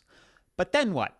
Eventually, my content wouldn't really be making good videos anymore like I try to do, helping people achieve financial success through legitimate ways. It would really just turn into this regurgitated, look at me, look at my lifestyle, and look at the wealth I've made, all in the form of a video of me selling you a course about making content to sell a course.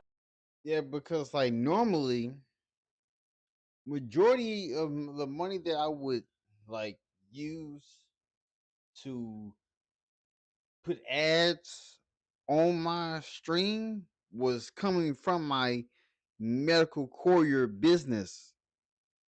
My medical courier business funded my ads. And now since I have to wait to start back doing my medical courier stuff, then that got me at a standstill. Because I have so many other ideas to fix. I mean, to not to fix, but to work towards building my channel to be bigger. I'm gonna use every day streaming every day, except for the 14th, because that day, that is Valentine's Day, which is the day my wife and I first met. Course, to get more people to sign up to buy the course, to sell the course. And I could go on and on and on. Is this a scam? Every day, people just like you launch global brands from their bedroom. The barriers are gone. You don't need permission. With Printful, your brand could be ready tomorrow. So why is it still in your head? You design. We create beautiful products and ship them door to door. Printful, your brand goes live today.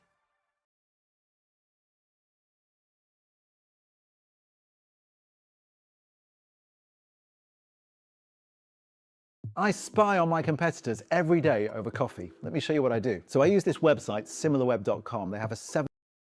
Is this ethical, or is this just the inevitable evolution of the influencer economy? Because the line between education and exploitation is getting thinner and thinner and thinner every year. Alex doesn't trade real money. Yo, ask yourself this question, right?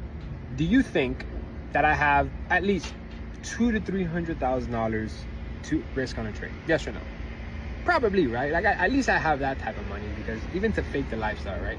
Fake a hypercar, fake Bugattis and all this, you need to have at least a couple $100,000. So give me that at least, right? Okay, cool. Now, do I at least predict 2 markets every single week that give me a 1 to 3, 1 to 4 risk reward? What do you think? Yes or no? Well, yeah, you know, he does predict S&P 500 sells, GPP CAD sells, and USD sells. I mean, yes, I guess he does.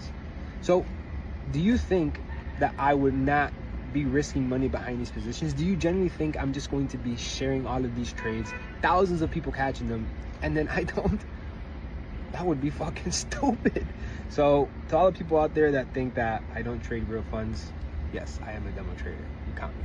All right, welcome to episode 5 of Traders Selling Their Ass. Now, I hope you guys have been enjoying this show, because it's only gonna get a lot better.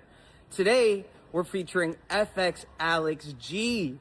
Now, this is a person who I've been around and enjoyed being around, but let's talk about how Alex actually makes money. There are a couple different ways. Now, does he trade? Absolutely not.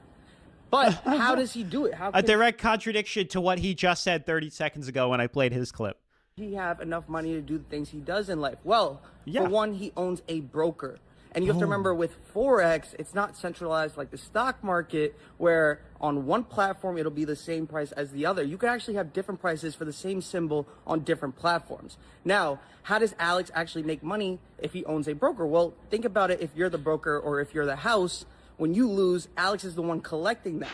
Now, the second way that's crazy he makes money with his broker is he can wick you out, because it's not centralized. You have to remember that. So the price on one platform can be different from the other. So a lot of people have been complaining about that. And honestly, if you go in the comments, you'll see exactly what I'm talking about. Now, how does Alex also make money? Well, the second main income stream is a funded account broker that he owns. Now, how do you make money from that as well? Well, if people are buying accounts and failing, Alex continues to make money, because every time they fail, they have to buy more accounts. Now, has Alex ever placed a trade in real life on a real account?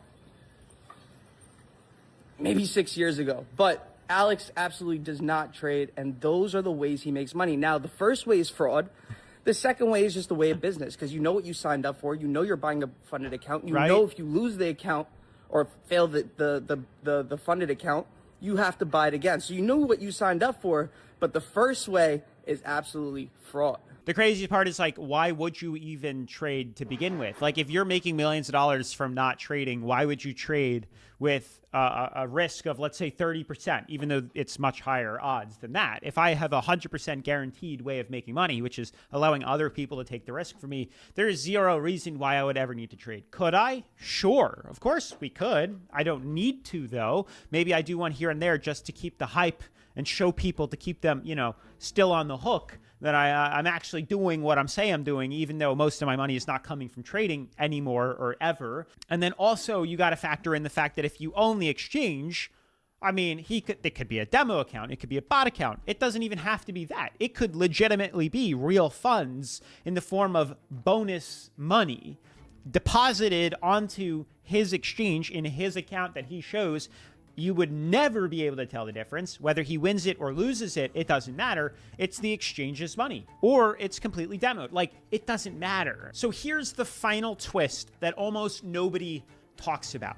So who is the biggest winner in all of this influencer craze and course selling? Well, it's not the people on the camera. It's not the influencers themselves.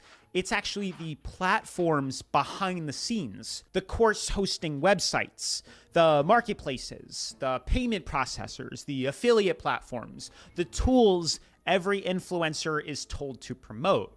They get paid whether you succeed or fail. No refunds to worry about, no drama, no constant reselling. There's no emotional attachment, no reputation risk. It's just pure volume, pure scale, and pure upside potential. They literally get to sit back and watch the money roll in. And that's why pushing platforms is so powerful, or creating that. It's why it's actually one of the smartest business moves in the entire ecosystem, and why that creator we talked about before is pretty genius for owning or co-founding or just having a stake in one of those platforms, or two of the influencers we spoke about actually. Now, I do have a perfect, I guess, legitimate example of this, which is Doug DeMoro. And he's just the first person that comes to mind because I like cars. Instead of selling you a dream to create a YouTube channel and be successful and how to get this lavish lifestyle, he built Cars and Bids, an auction website. So essentially, whether you sell your car for a profit or take a loss on it, whether you win or lose, he still makes a commission on every single sale. That's not selling hope, that's selling infrastructure. And I think there's a huge difference. That's why some people can do this ethically. I mean, it's a very good business model that lots of legitimate companies do. When you build tools, or people build tools, and they build marketplaces and they build systems, then it's legit. It's not selling a lifestyle that needs constant maintenance to stay believable. I do it for free, my man. Why not tell kids go on ChatGPT and figure it out? Like, I just don't get it, because I know a lot of wealthy friends, and they make a ton of money in real estate. They make the money. And even me, when I grew my company, Edible Arrangements, not one time did I ever sit back and say, hey, let me do a course on how to sell fruit and how to sell edible arrangements. We were so focused on making so much money on that avenue, it was the last thing I would ever do. That's why it really has a scamster appeal to it. I mean, yeah, that's a great question. If I was doing so successful in my fruit selling business, why would I need to make a course on it? You wouldn't, right? So it's, unless it's drying up, would you then pivot to something like that? If your Amazon FBA that you're selling is starting to dry up, why would you then go out and make a course on it? And to tell people how to do what you're doing to essentially saturate your own business and create competitors in your own business. It makes no sense. So the only main logical answer for why you would do it is to make more money, because what you're currently doing is dying out, or it's not working, or it's totally saturated. But it doesn't matter if it's saturated or not, if that's not where you're making your money from. If it's coming from a course teaching you about a saturated business and selling that. So here is my advice, because I've been thinking about this for a long time. Zoom out, follow the incentives, and be very careful with who you're taking financial advice from, especially when their income solely depends on keeping you sold on a dream. Don't confuse someone else's highlight reel with a guaranteed path forward. Now, I really want to hear from you guys. Do you think this is a scam? Do you think this is morally right? Is it ethical? Or is this just the new reality of online business and influencer culture? Let me hear from you. Drop a comment down below. I'll be reading them, and some of them will be in my next video. And also, if you haven't already, definitely make sure to subscribe, turn on post notifications, leave a thumbs up. And if you haven't seen my previous video on exposing influencers, then definitely make sure to check it out right after this. Peace. Also, just know that there are also YouTubers. There are also YouTubers who are selling courses.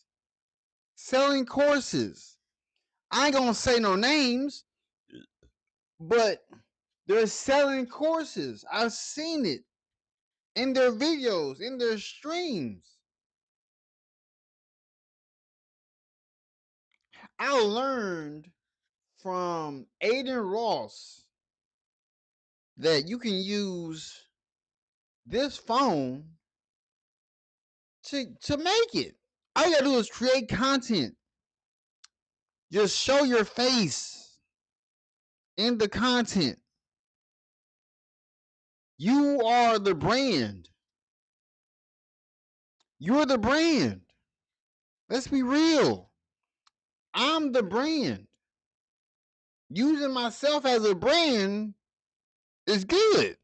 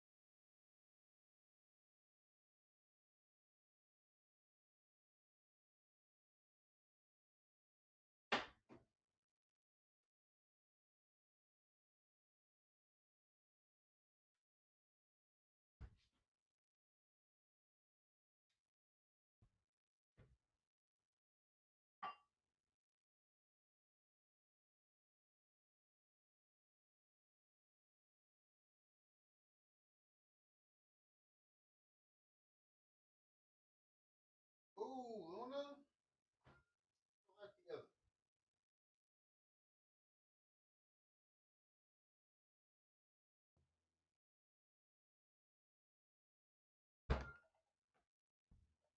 Get your life together.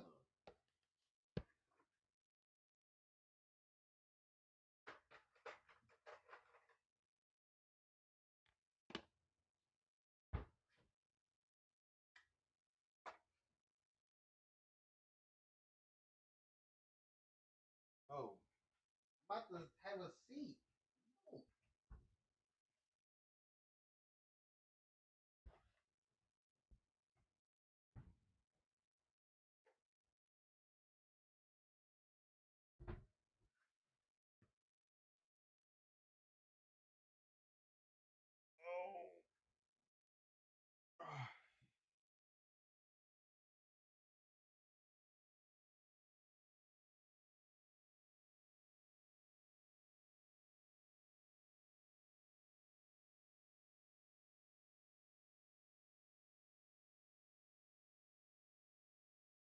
So, what's good, everybody?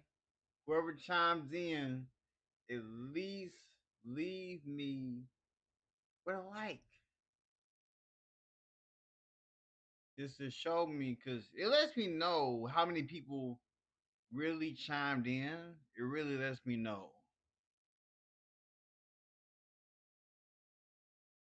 Because it's kind of crazy. So I had 128 people come in here, and nobody left a like. 128 people came in here, nobody left a like. It's like I get people in here. I had reached 11 people, and I guess they didn't like. It's kind of crazy if you ask me. It's kind of crazy if you ask me.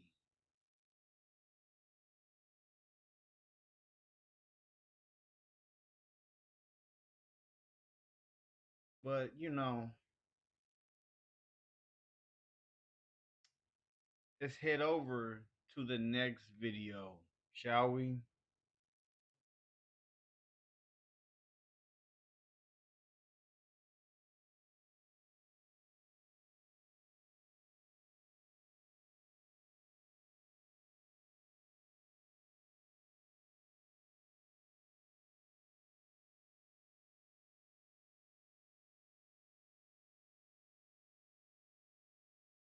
Switch to TurboTax and file your own taxes free in the app if you didn't file with us last year. Just file with TurboTax Do-It-Yourself by February 28th. Download now.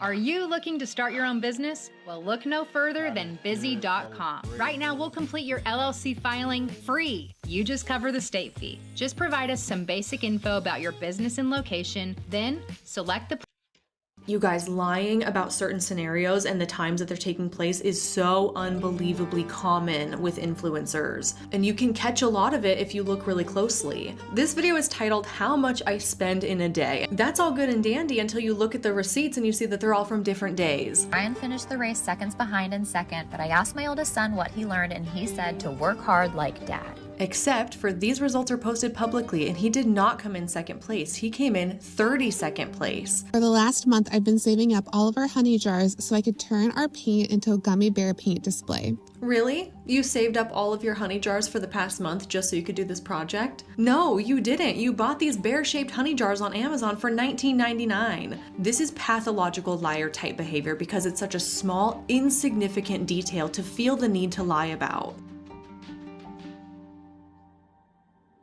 Hello, and welcome back to another episode of my new Influencer Insanity series where we cover all things social media and influencer culture. My name's Hannah, and I make a lot of commentary videos about the wacky things I see on the internet, and don't tell my other videos, but I think this one is my favorite. Today we're going to cover some of the common things that influencers will lie about to make their lifestyle look more desirable and appealing on the internet. This video is going to be fun because I want you to treat it like a game. There's a hidden lie within each of these clips I'm going to show you, and you can catch it if you look closely enough. So we get to be little lie detectors and play spot the BS together. It's pretty entertaining actually because there is no shortage of lying when it comes to influencer culture. A lot of what they put on the internet is carefully crafted and curated and edited to portray a certain lifestyle. And when you know what to look for, you can spot the inconsistencies and you can catch them in their lies. And that's exactly what we're going to do today. Before we get down to business and expose some lies, I would love to tell you about the sponsor of today's video.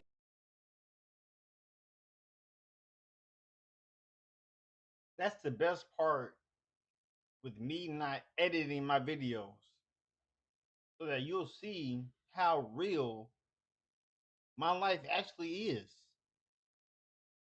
Like, you see me in this same kitchen, the same bedroom. Crazy.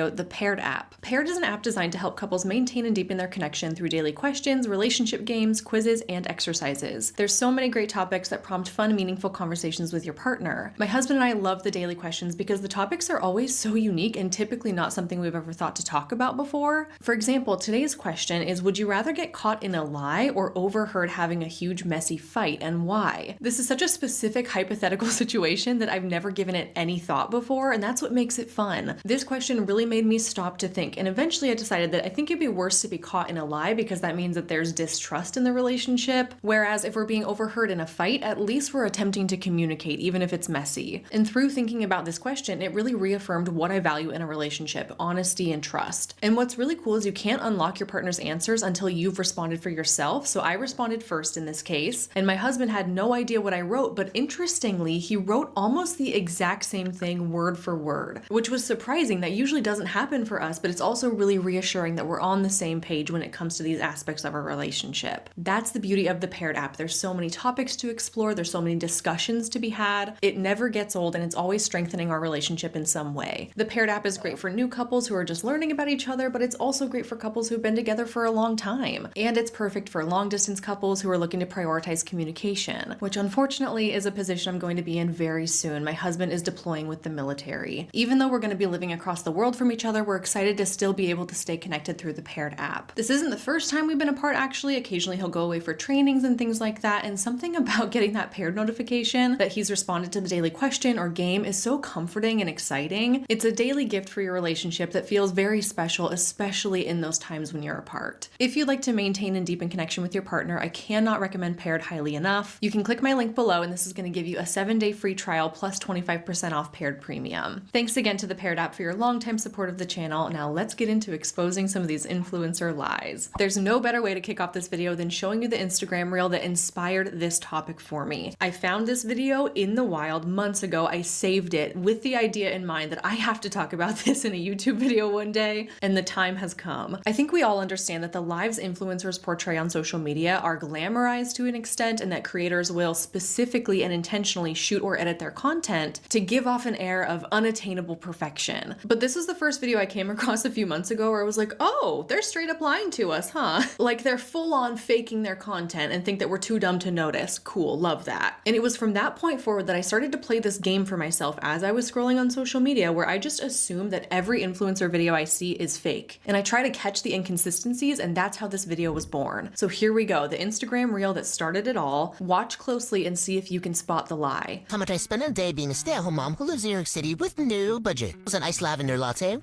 was $8.50. For breakfast, we went to a diner. I was craving chocolate chip pancakes. My husband wanted a burger, so we got both. Honestly, it was pretty decent. Total was $90.11. With tip, it was $110. Today was BJ's Day. Once a month, we go to BJ's and we buy all the drinks for the month. Find it easier this way. Typically, around the corner, a bottle of water is $4. But if you buy it in bulk, then it's just $1. This is always a hefty price tag. Our total was $487.86. We then ran out of gas. That was a joke, but we did have to fill her up. But it was $53.08. I also had to buy a protein powder, and this was $47.92. Even though we went to BJ's, we did not get anything for dinner. Do our food shopping at Whole Foods. Spent $100 on me. The total was $135.59. That's how much I spent today. All right, did you catch it? This video is titled How Much I Spend in a Day, and she walked us through her day of going out to breakfast, then they go grocery shopping, then they get gas, etc., etc. Spending hundreds and hundreds of dollars, over $800 total, I believe. And she made sure to mention that she's a stay-at-home mom who lives in New York City with no budget. That's all good and dandy until you look at the receipts and you see that they're all from different days. First, they went to the diner for breakfast, and their receipt shows that this happened on August 20th. Then supposedly they go grocery shopping at BJ's right afterwards, except for the receipt shows August 21st at 6:47 p.m. Even if this was happening on the same day, things are not happening in the order that she's claiming they are. Next, they supposedly go and get gas. There is no receipt shown for this part. And then they time travel back to August 15th to go to GNC to buy protein powder. And finally, they end up at Whole Foods to get ingredients for dinner that night. Because she set up this whole narrative of going to BJ's in the morning to get all their drinks, but they didn't get ingredients for dinner, so they have to go to Whole Foods later on. She's creating an entire storyline that did not happen. We can't see the date on this Whole Foods receipt. Either she's covering it with her finger or it's super blurry down at the bottom, but we can absolutely assume that she's lying. Why wouldn't we assume she's lying? The whole video is a lie. We can confirm that at least 3 of the 5 places she claimed to go all happened on 3 different days. What's so infuriating about this is that the entire concept of her reel of how much I spend in a day is a bold-faced, easily disproven lie. I will show you some other examples later in the video where there's a little bit of room to maybe give the benefit of the doubt, but not in this case. The basis of the reel is to straight up say, this is how much money I spend in a day as a stay-at-home mom in New York with no budget. And then the receipts expose her. But why? What's the purpose for lying? Maybe it's to make herself seem like she's really well off and lives a comfortable life, and it's nothing to her to spend $800 in a single day, even though these purchases are happening over the course of at least 6 days. This icks me out so bad. Like, what is the purpose of lying? It's so unnecessary. Compiling all of these clips over multiple days, knowing that you're going to creatively splice them all together with the intention of fooling your followers into believing something about your life is so gross. And for what? People who lie about such trivial things scare me, because there's a chance that the deception runs a whole lot deeper with their content. This creator in particular is known for faking her life.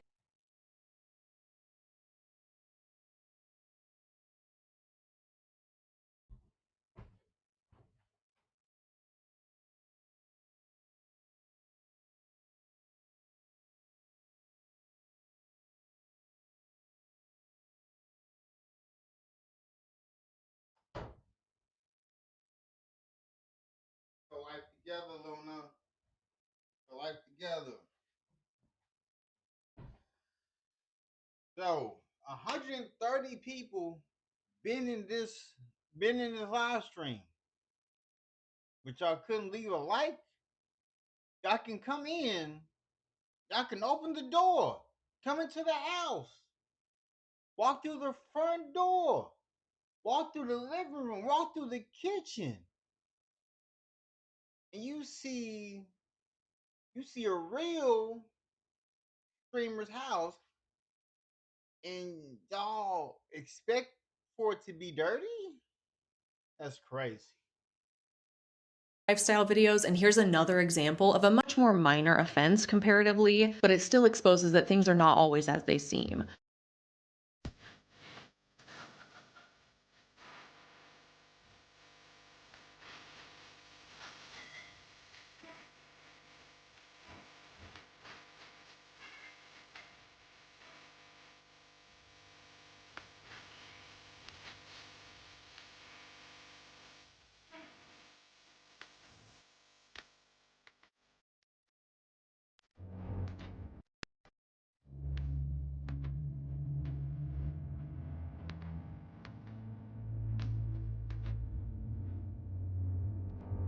Really?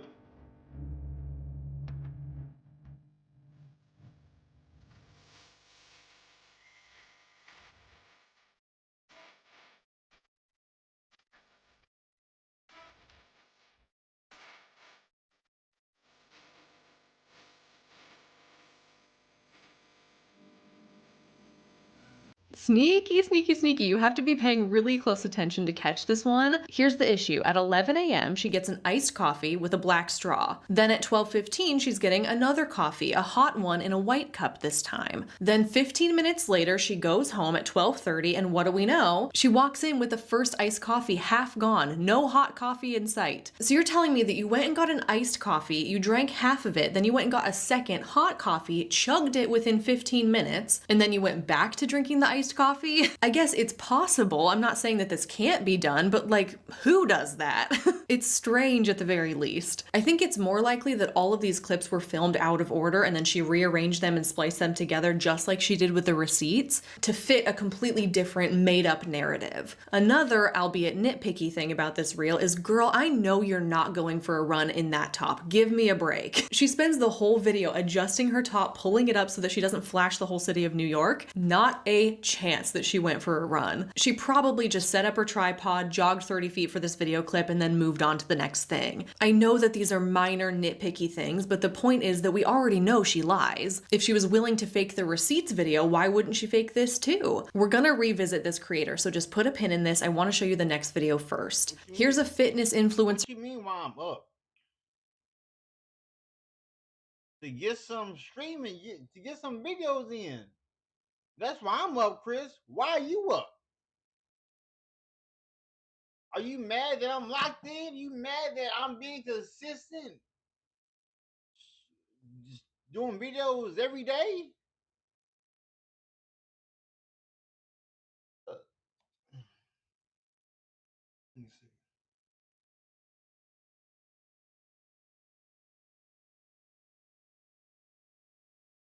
This is your first time here.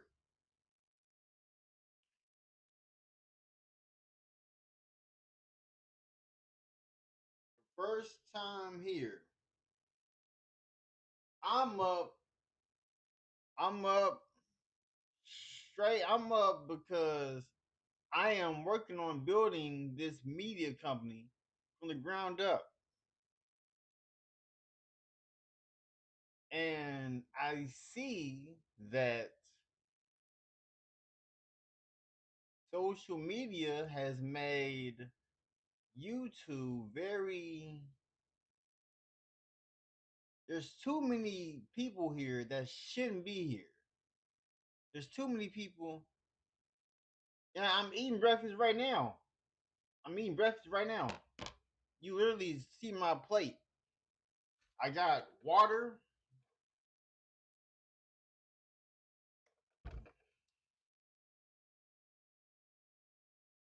Mm-hmm.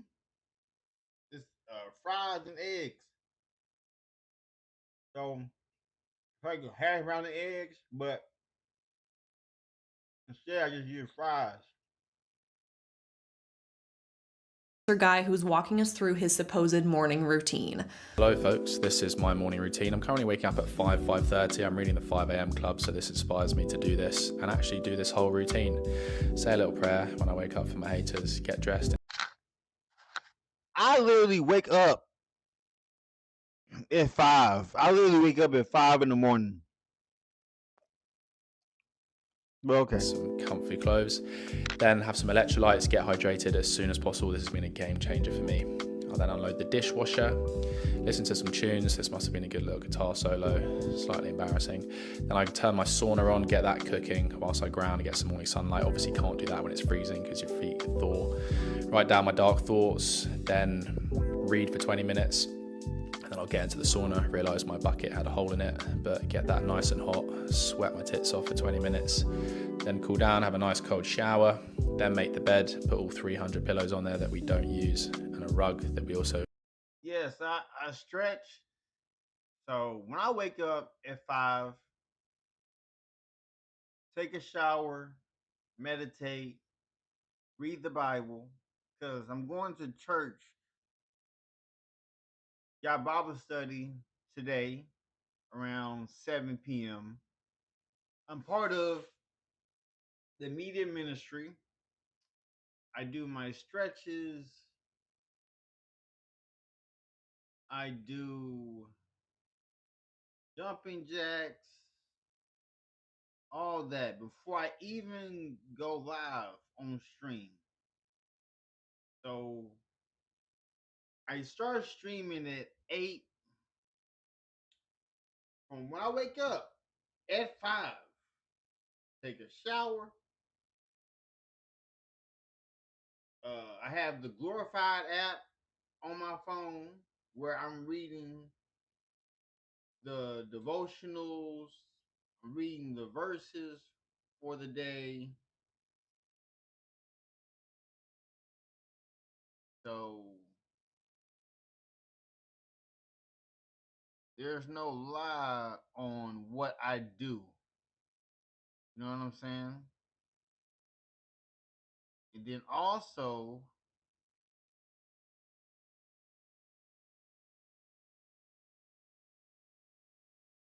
that's crazy. That's crazy that my horizontal views don't get the numbers that my vertical views get. Yes, I believe in God. I'm part of the media ministry.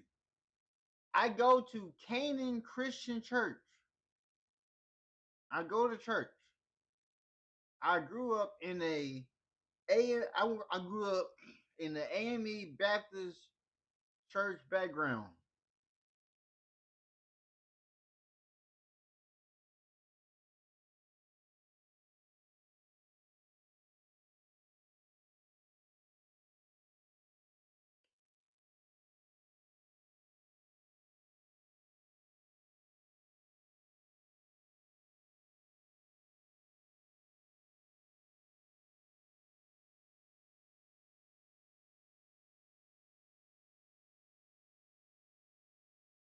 yes, it would be bad if you didn't believe in God, like, because like you can't just think that you got yourself here on your own. You can't just believe. You just can't say that you got yourself here on your own.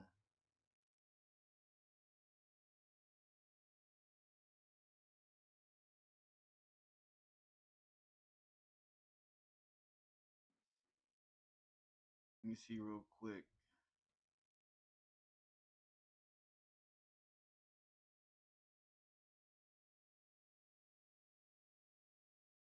Wait 1 second.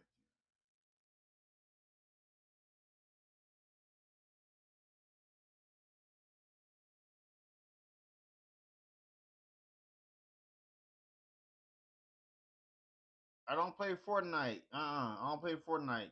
I'm waiting on Grand Theft Auto 6 to drop. That's what I'm waiting to drop. I'm waiting for Grand Theft Auto 6 to drop. For sure. That's what I'm waiting on.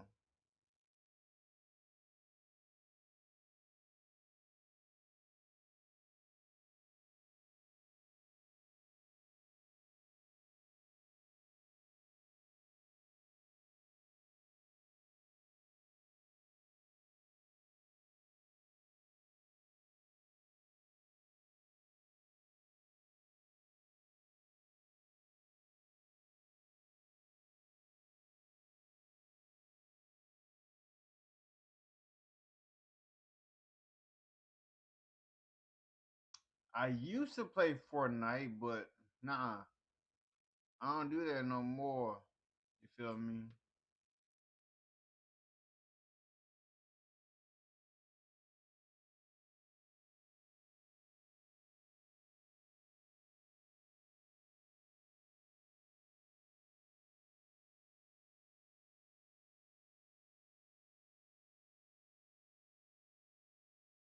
But anyone who's watching, leave me with a like just to let me know that you were here.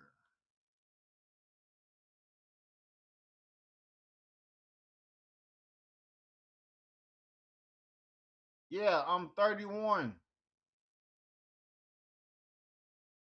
I am 31 years old.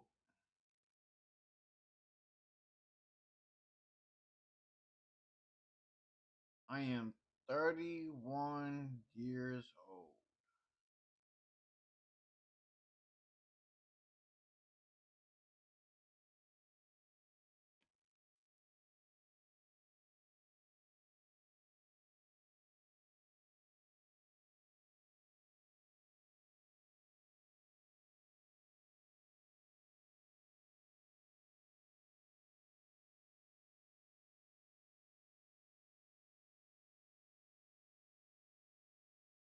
Don't use aesthetics, bro.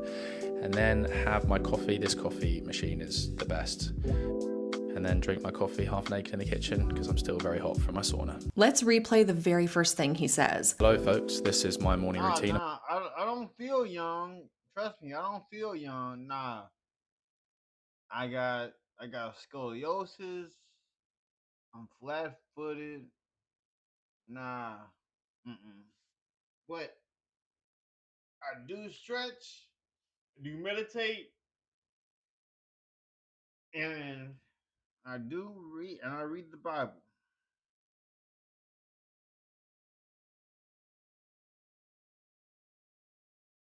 I'm currently waking up at 5:30. I'm reading the 5 a.m. club, so this inspires me to do this and actually do this whole routine. Good for him, joining the 5 a.m. club, waking up at 5 a.m. every single day. Got to get on that grind. What a disciplined guy he is. What an inspiration he is. Ah, wait a minute. I forgot this was a video about lying influencers. Just kidding. He posted this video on November 1st of 2023, and he even makes a point of saying in his caption how great it's been for him to wake up at 5 a.m. This is his 5 a.m. morning routine that he swears by. by, except for this video wasn't filmed at 5 a.m. Sometimes it takes creators a little bit of a turnaround time to edit and post a piece of content, so that's understandable. We can reasonably assume that he probably filmed this sometime within like the last 2 weeks of October, and then he uploaded it on November 1st, or maybe he filmed it on the morning of the 1st and uploaded it that afternoon. We also know based on his account that he lives in Nashville, Tennessee. So shout out to that 5th grade science lesson where we learned about the Earth's rotation and the daylight hours, because thanks to that we can expose this guy and his BS 5 a.m. morning routine. The sun does not come up until around 7 a.m. at the time and location that this was supposedly filmed. That's why I'm giving him some grace with turnaround time, okay? Maybe he didn't film it and post it on the same day. Maybe it was a few weeks before.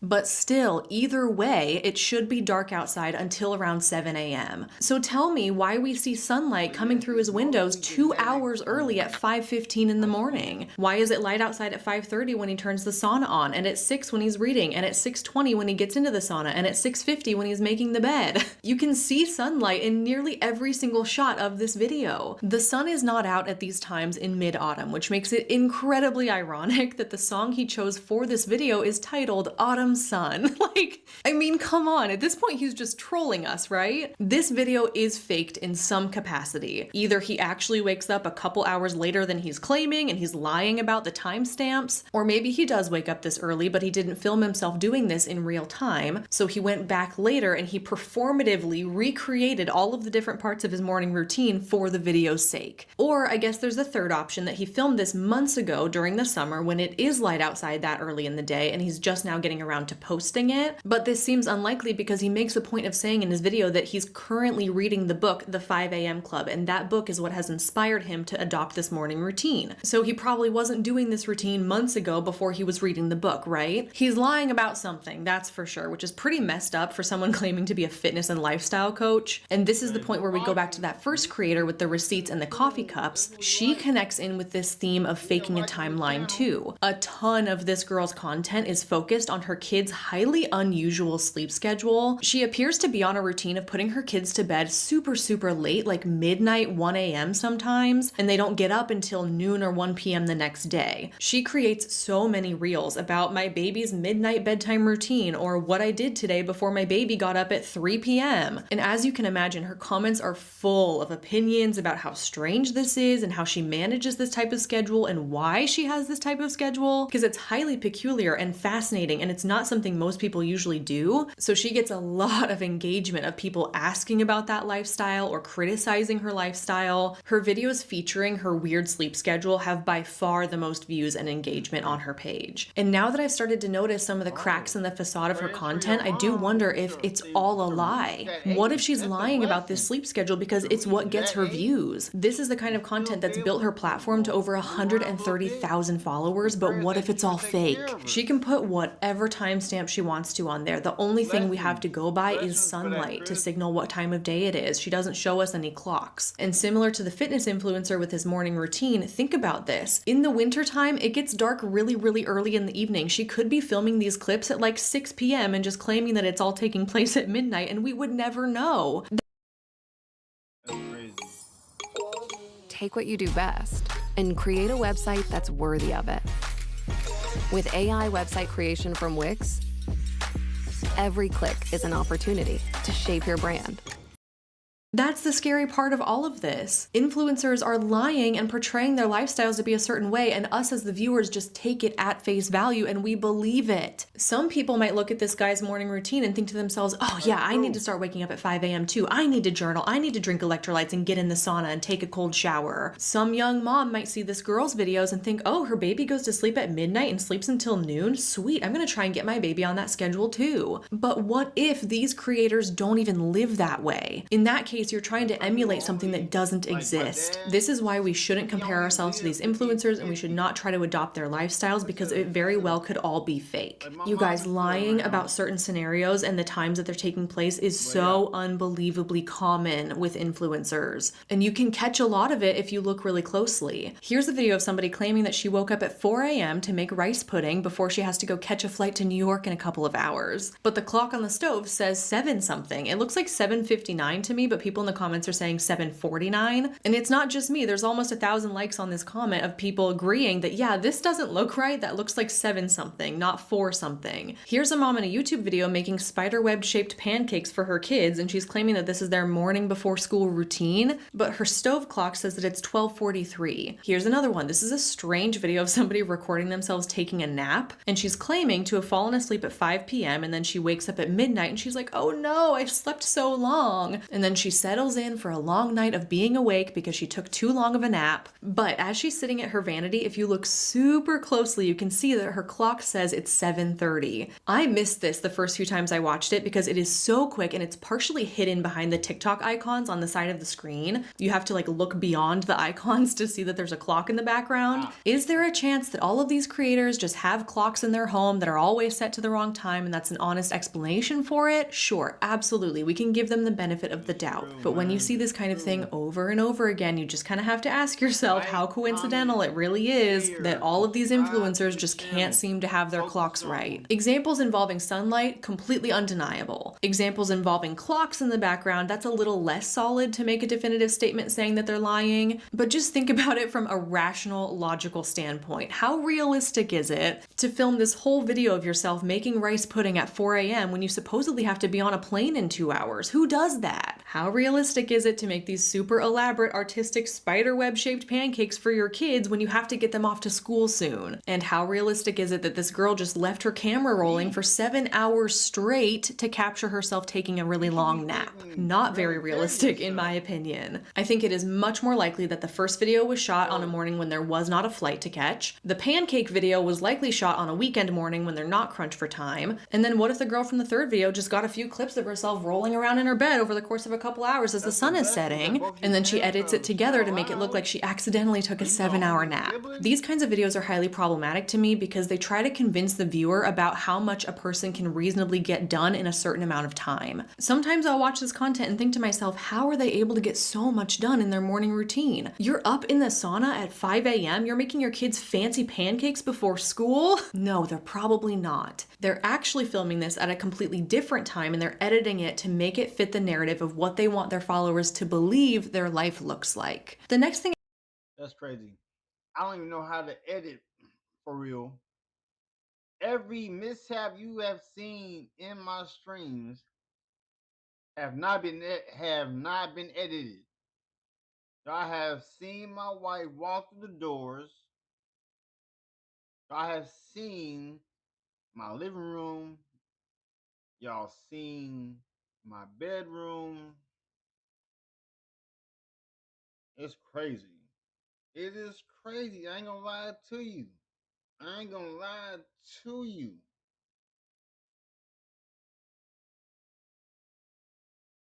But I'm just letting it be known. Just letting it be known.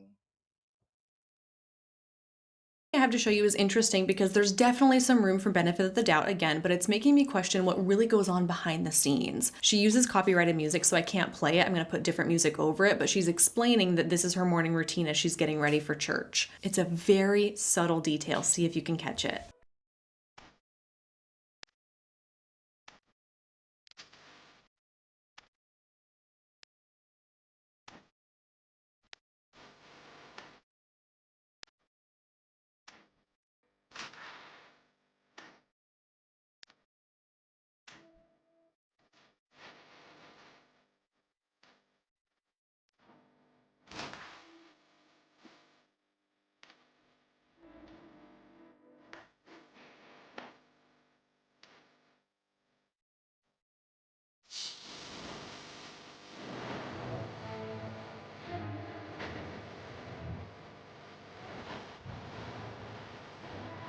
I'll just cut there because the rest of the video is kind of irrelevant. We already saw the piece I want to talk about. She's getting out of bed, bleary-eyed, so sleepy, just woke up. But then in a later shot, you can see the tags still attached to the PJs she supposedly slept in all night and woke up in. Now, there is totally a chance that she did wear these PJs to bed and she forgot to take the tag off and she slept all night with it like that and didn't notice. That scenario would be a bit bizarre to me. I would hope that people would wash their new clothes before wearing it, especially if you're going to be wearing it in My dad passed away at 50. So if my dad was still alive, he'll be 51, just as because my mother is also 51. My mother had me when she was 20 years old, and I'm my dad's oldest kid. I'm my mom's only child. I have I have a lot of siblings, but I don't like speaking on my siblings until I find out the rest of my siblings on who they are. And that's what I'm working on right now. To your bed, but I recognize that maybe not all people do that and that it wouldn't be out of the realm of possibility that that's what happened in this case. So I'm not saying definitively that this is like catching her in a lie specifically, but with that being said, seeing the tag on her PJs got me spiraling into this whole world of other possibilities as well. One possibility, of course, is that she's not filming herself as she's just waking up, and that she actually got up, put herself together a little bit, maybe put on this new cute pajama set that she's never worn before, then she gets back into bed and pretends to be all sleepy for the video. Not uncommon at all. This is a classic influencer move to fake your wake up, as cringy as that is. After all, someone's got to get out of bed and press record on the camera, right? You're gonna be getting up and getting back into bed at some point, so it would make sense that they would use that opportunity to put themselves together a little bit, to give the impression. Oh, well, that's how many my dad had. That's how many my dad had. That they just woke up like this. Not saying it's happening in this case, but this also got me thinking about the possibility of influencers buying things like clothing, then they wear it for a video, they show it off, their followers are asking, oh my gosh, where'd you get that PJ set? It's so cute. They send them a link, they earn a commission, and then they return the PJ set and get all their money back. So essentially they can make some money without having to spend that money. A big part of an influencer's job is to share new things on their platform that their followers might be interested in buying. But it can get really expensive to constantly be purchasing and showcasing all these new things all the time. So I think there's a real possibility that influencers will buy things, show them in a video, and then return them after that content goes live. Well, when you are creating content on TikTok, there's a thing on TikTok Shop where they will send you the items for free. They will send you the items for free. Like,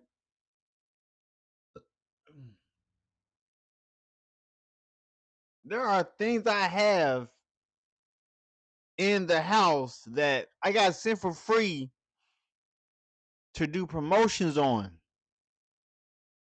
It got sent to me for free. Nah, I don't want to live to be 120. That's too long. That's too long.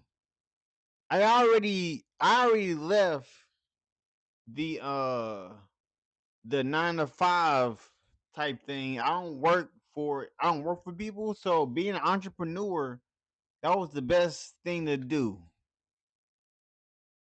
So I'm 31 and I already completed the requirements to retire early. I'm just not of age to retire based on Social Security. And outside of doing this, what I'm doing right now, this outside of streaming, I make money outside of here. But I'm not able to work outside because of what I have been through. Because let me see how long you've been here. Oh, okay. You a new face. Okay, you a new face. So you don't know. So you don't know. So I'll let you in on why I have been streaming. So I have been streaming since February 29, 2020. But I have been streaming consistently because I was involved in a car collision last year, October 27th. And at the time when I was in the car collision, I was doing medical courier things, which is that over there, that logo over there, that is my brand. That's my brand. My Never Late Medical is my brand. So I was involved with that. And sorry that one of your siblings had a stroke. Prayers for their well-beings.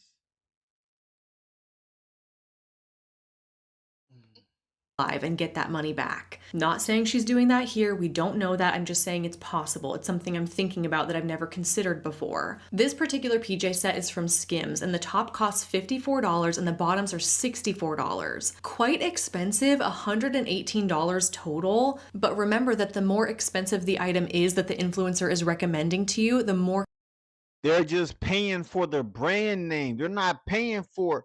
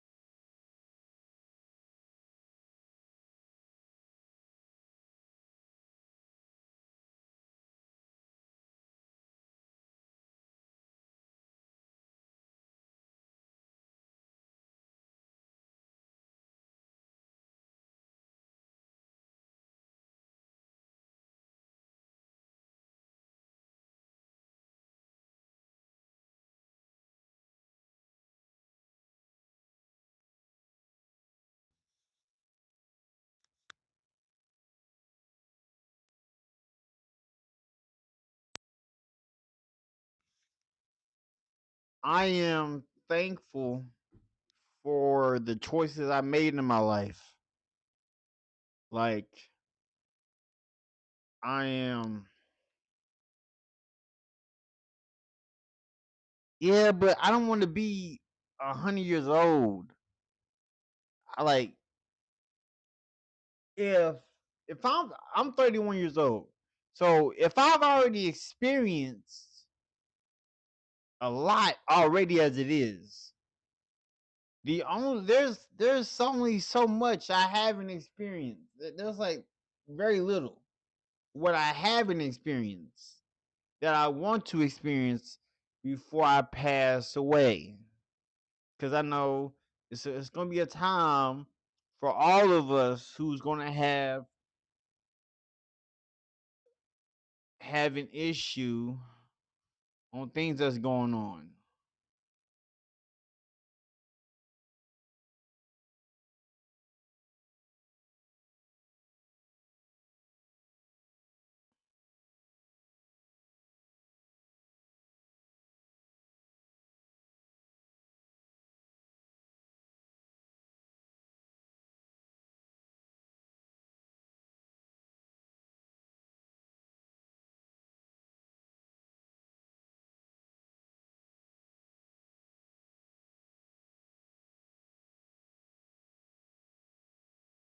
So nah, I can't really see myself.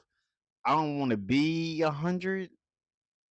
Like I would rather it be around 70s, like 80 something, because you can't. That's the one thing you can't stop. You like it has to happen. It has to happen. Like you can't stop. You can't stop. Like everybody's life has an ending point. So right now, we got 12 months. Each month is a book. Each month has 30 to 31 days except for February. It's always I think either 28. I think the majority always, I think that's the only month without.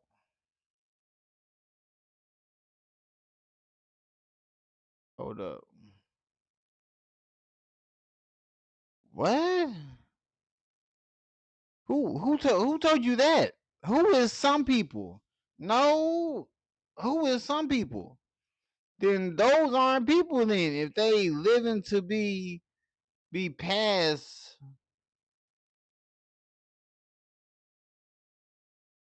Yeah. So yeah, February only has 28 days, so it's kind of crazy that you say that. That some people never like nah. Everybody is some no like everybody no one lives forever. No one lives forever.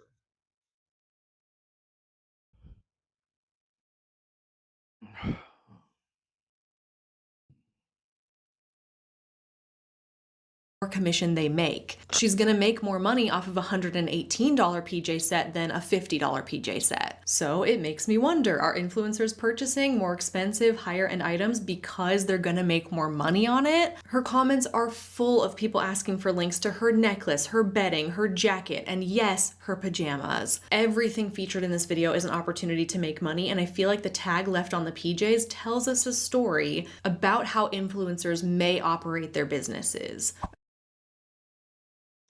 U.S. or international fulfillment. There are some people who live to see these certain ages. But to say that some people never pass away, like this is how life is. We live and then we can't stay on this earth forever. Everybody has a purpose in this world that we live in today. Everybody has a purpose. And my purpose is to show people that it's a better way of living than just clocking in and clocking out. I got tired of the 9 to 5. I got tired of people telling me how long my lunch breaks are. Now, my lunch breaks are I get paid on my lunch breaks. Like I get the things you wouldn't get paid for if you was working a 9 to 5. I get paid for them while doing them. Like working for myself, like it's a blessing. Which is best for your brand? We get this question a lot. Should you fulfill from Okay, we've been working hard to spot the sneaky lies, but here's one that is way more obvious, almost to a comical level.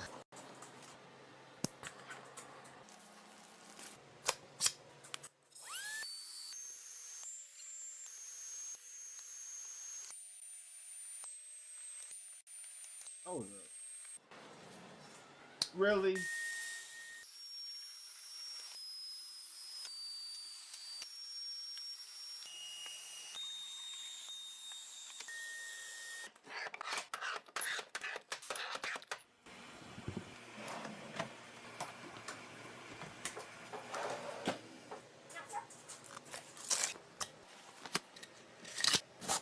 You may recognize this creator from the first Influencer Insanity video I did all about restock influencers, and she's back at it again with some new shenanigans. Let me just replay this, okay? Tell me why the bottom of her junk drawer goes from being relatively clean, as we can see right here in this little patch, to all of a sudden being covered in perfectly placed Cheez-It crumbs. Why would I want to live to be 200?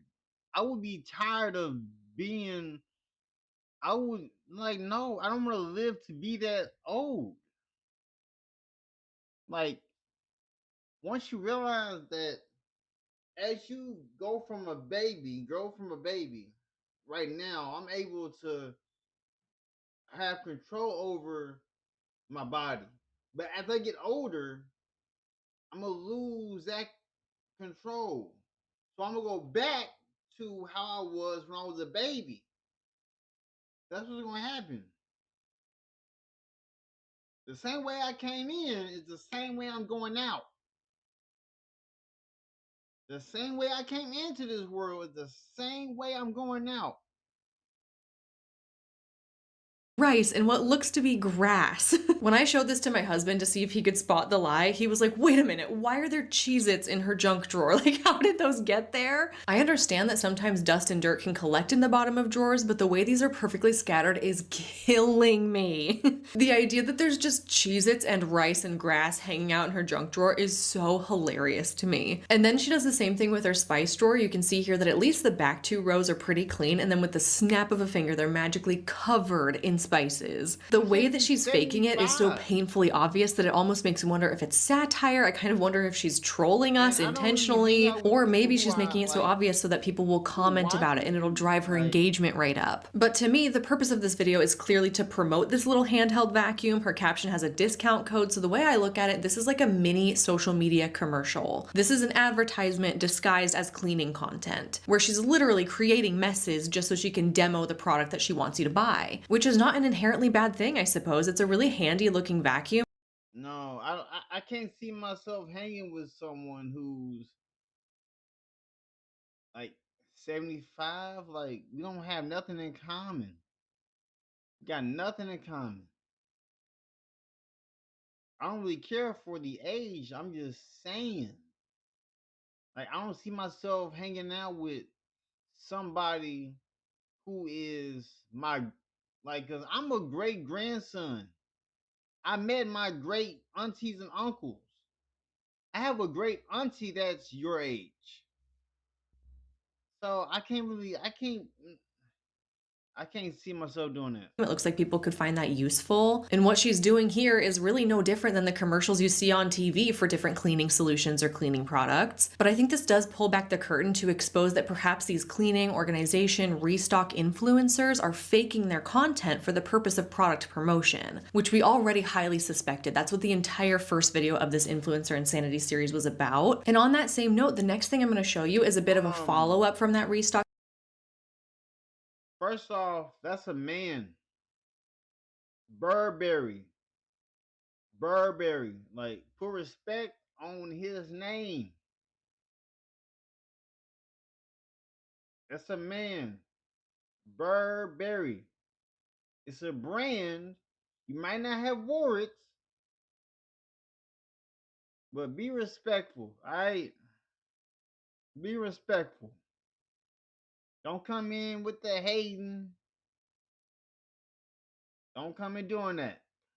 Influencers video where I caught another one of those creators I featured lying in their content. I'll move over center so you can see what I'm talking about because it's really quick and it's really sneaky. Over here, this is the original clip I included in Influencer Insanity episode 1, where this creator appears to be reorganizing her fridge and taking it from this cluttered mess and turning it into a picture-perfect curated fridge. She posted this original video on July 9th of 2023. Now look at this video that she posted 7 months later on February 22nd of 2024. It's the exact same video. All she did was repurpose and reuse the original content and repost it 7 months later, which isn't really an issue in itself. It's not uncommon for creators to take old content and repost it months, maybe even years later, except the issue is that she creatively edited the very first clip of this video to make it look like something it's not. Here's what I mean. Here's the first video from last July, and notice how the very first clip that she shows is of her messy fridge. Let's put air quotes around messy. To me, this looks like a normal fridge. fridge. But she captioned this original video fridge makeover, where she's taking her messy fridge and then she's putting everything in beautiful containers. It's all labeled. It all fits perfectly in there. Now here's the second video that she posted 7 months later, but notice that the very first clip is not of the messy fridge. She cut that part out and replaced it with a shot of her fridge with all of these beautiful labeled containers in it, but they're all empty. In this one, she's captioning it fridge restock, and she's trying to make it seem like these containers just exist in her fridge all the time, and this is her restocking and refilling them on a regular basis like she always does. Except she's not restocking. She's reusing old footage of when she reorganized her fridge for the very first time months ago. And she's being a little bit sneaky about it by just changing that very first clip, and I guess hoping no one's gonna notice. The thing is though, I follow this creator. I like her content. I enjoy the beauty of it, even though I know it's fake. So when I saw this like 20 minutes after she posted it, I noticed immediately that she was repurposing an old video, because I had just gotten done including that original clip in my YouTube video. I was very familiar with what that clip looked like, and I recognized it as being exactly the same. So after seeing this, I did something I don't normally do, and I left a comment about my observations. I said, to the viewers, you're not watching a fridge restock video. You're watching repurposed footage from a video she posted on July 9th of 2023 when she overhauled and organized her fridge the first time. These types of videos are super satisfying and fun to watch, but they do not portray real life or realistic habits. It's creatively edited to look like a restock, but it's not. Understand that this type of content does not depict reality. Please enjoy responsibly and don't let it make you feel bad about your own life or possessions, which I 100% stand behind. You can enjoy the content while also knowing that it's fake, in the same way that you can enjoy your favorite sitcom TV show and also know that it's fake. And that was pretty much the whole moral of the story for my first Influencer Insanity episode, so I felt compelled to leave a similar comment here, so that anybody who comes across it and maybe feels poorly about how their own fridge looks, or they feel like they're not as put together as she is, they can feel comforted in knowing that it's not real anyway. So it's not worth comparing yourself to. This next example is extra sneaky because it requires gathering some additional information that's not presented in the video. You'll see what I mean. Here's how to inspire your kids to do hard things. And it starts with remembering that your life is their example. So we all went as a family to support Ryan at a fitness race called High Rock. The competition is to run 1 kilometer followed by 1 high-intensity workout station repeated 8 times. The skier was station 1 followed by the sled push is station 2.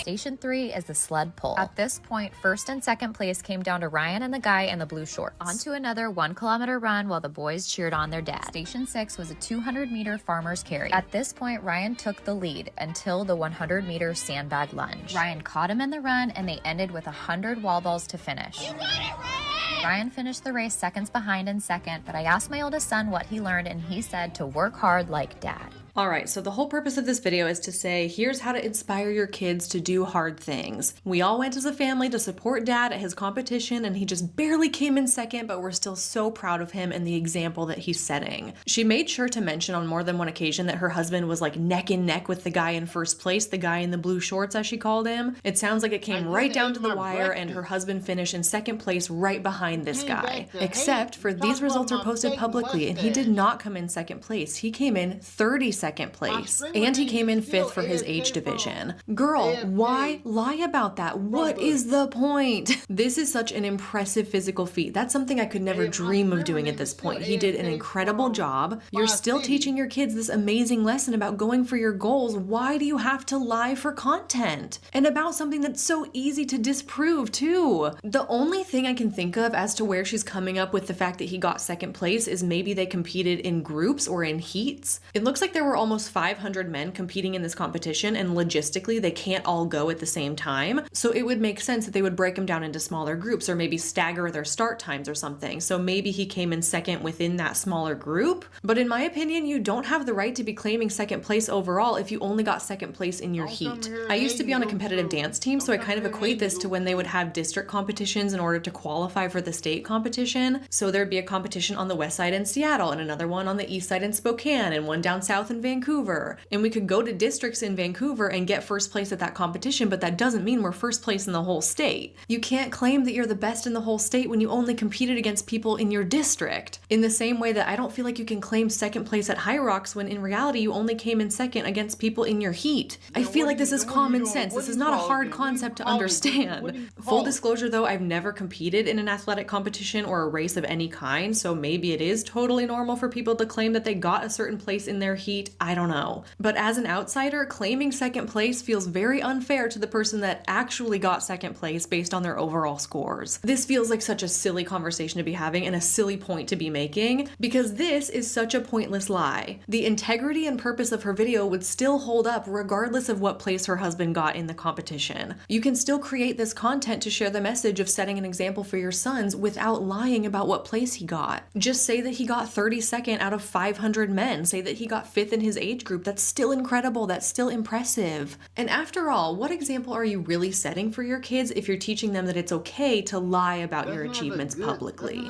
Here's another example of a downright dumb, pointless lie. For the last month, I've been saving up all of our honey jars. You said AFK, but never away from the fridge. You always eating. That's not a good name. AFK from Spa City. How is that not a good name?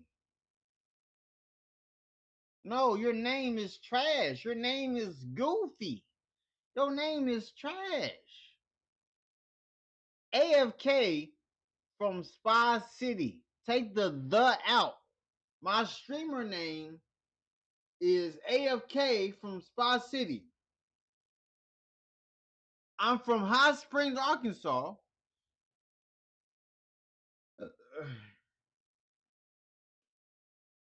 The nickname for my streamer name is because of where I'm from. AFK means away from the keyboard. Spy City is the nickname for Hot Springs.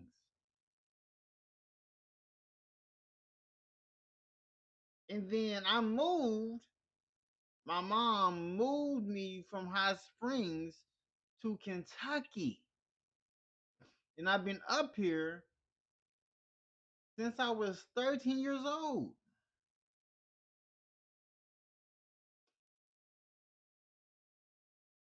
So get your life together, Goof Troop. No, it's not. It's not. Spa City is not. It's not fruity. Nah. It's very dangerous from where I'm from. It's very dangerous from where I'm from.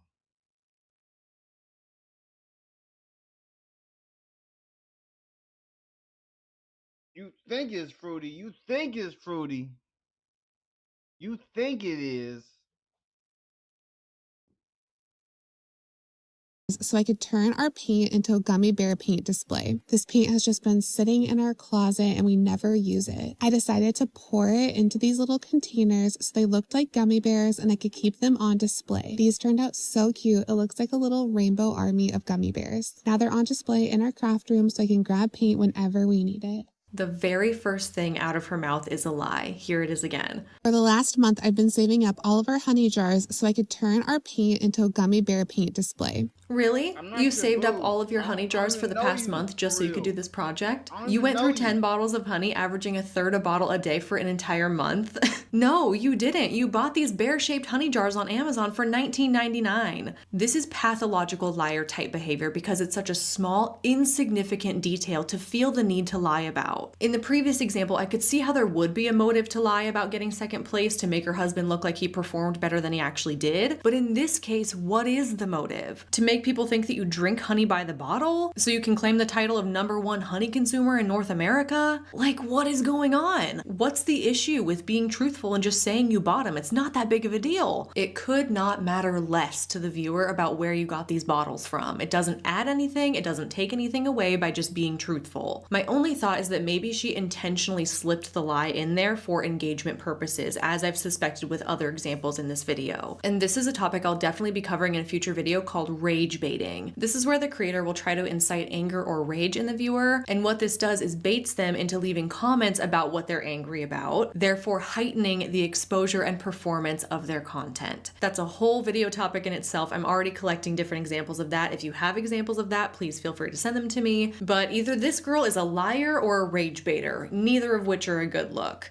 And the last thing I want to show you for this video is also kind of a teaser for another potential topic because it deals with fitness influencers specifically. Again, this is its own thing that deserves its own in-depth video. In the same way that I did not include any examples in here of influencers who edit their bodies for photos or videos, in this video I didn't touch on faking your physical appearance. I only touched on faking a lifestyle because I feel like the physical appearance aspect could also be its own video. So in all of these cases, I have all these offshoot ideas that I want to take more time to look into, but here's a little sample of what might be to come. Here's a video I found on Reddit of somebody filming an influencer in the gym, and this video highlights so well the deception that goes on within the fitness influencer space. If you look closely, she's got the machine loaded with 2 plates on the left side and 4 plates on the right side. To my knowledge, I think you can use this machine like this with different amounts of weight on each side because the machine itself distributes the weight evenly. It's not like a barbell when you pick it up, like one side's gonna be way heavier than the other.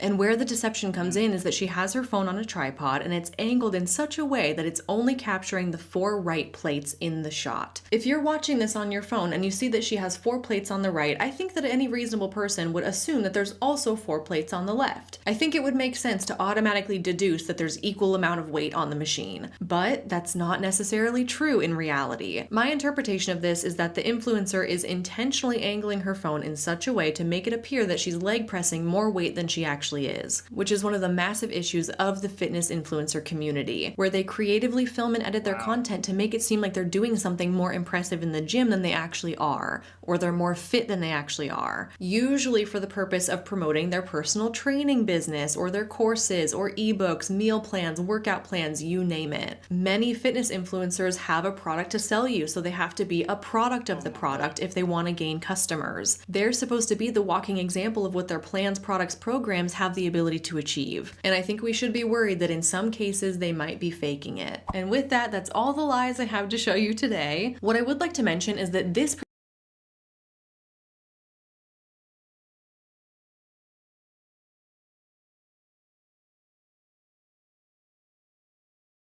Wait 1 second.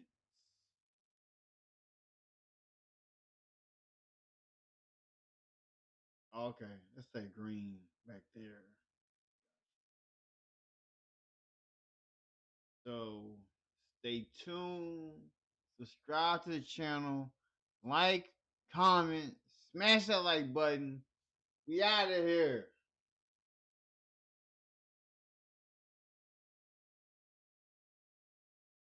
That's crazy work.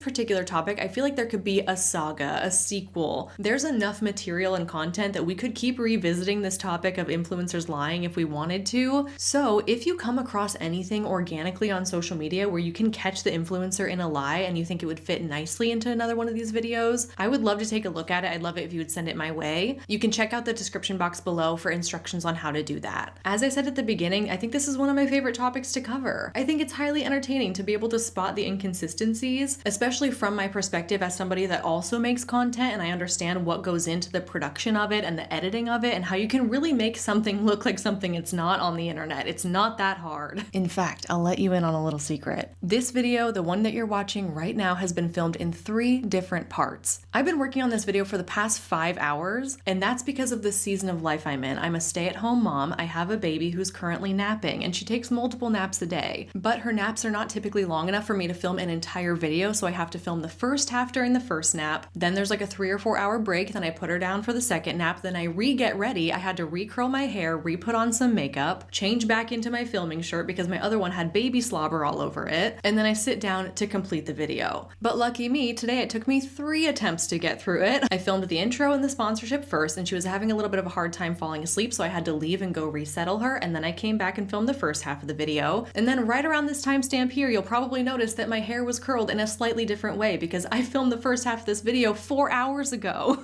I had to come back, recurl my hair, and sit down to finish it. And I say all of this to really drive home the point that things on the internet are not always as they seem. It's so easy to fake things. It's so easy to creatively edit them to look like something they're not. And I hope that's the lesson we can take away, that you're watching everything with a little bit of skepticism, a little grain of salt. It's okay to enjoy it and appreciate it. It is not okay to compare yourself to it. And that's all I have for you today. But before you go, I want to say thanks again to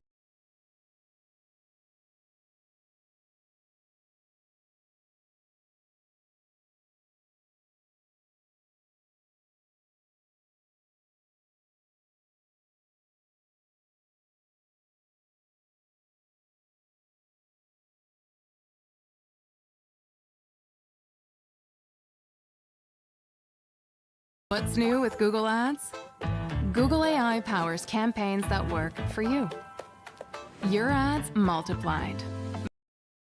A bakery was almost destroyed just because they refused to give an influencer free food. How many syringes of lip filler do you get? I've never had lip filler in my life. Some of us just have really good genes. Ty Lopez, SEC has accused him of running a Ponzi scheme. It just keeps getting worse. Every time you think influencers have hit rock bottom, they find a new way to outdo themselves. Because in this video, we're not just talking about fake luxury or rented cars anymore. We're exposing influencers blackmailing small businesses for free products, promoting fake business opportunities that are really pyramid schemes, and pretending they're living this glamorous life when behind the scenes, they're drowning in debt. From Botox perfection to broken blackmailing, this is the ugly side of influencer culture they don't want you to see. And the craziest part, some of these so-called micro-influencers are doing all of this for nothing and going broke while at it. So guys, welcome back to Influencers Lying. Let's expose what's really going on behind the filters, and let me know your thoughts down in the comment section below about today's episode. Otherwise, let's get right into today's video.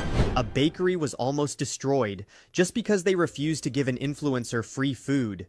At JL Pastry, a small bakery that survives on skill and hard work, a food influencer named Glamorama publicly humiliated them online. The reason? They refused to give her a free meal.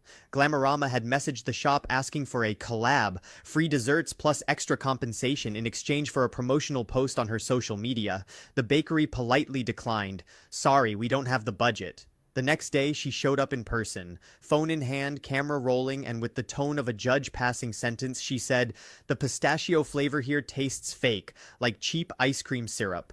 Within hours, her video exploded. Millions of views. This lets me know that if she would have got it for free, she would have gave them a fake review. She didn't want to give them a real one. That's crazy. Thousands of comments calling the bakery fake, dishonest, a scam. No one knew she was only upset because she didn't get free food. Then she accused the bakery of attacking her, claiming she was just sharing her experience. But screenshots soon surfaced, proving she had asked for a free collaboration first. Now the internet's on fire. Wow, that is a lot to unfold, and I am not surprised. Influencers are stooping lower and lower and lower, now resorting to blackmail. Not surprised. Honestly, I do get a lot of requests. I do a lot of TikTok shop. I do, I do make YouTube videos for you guys.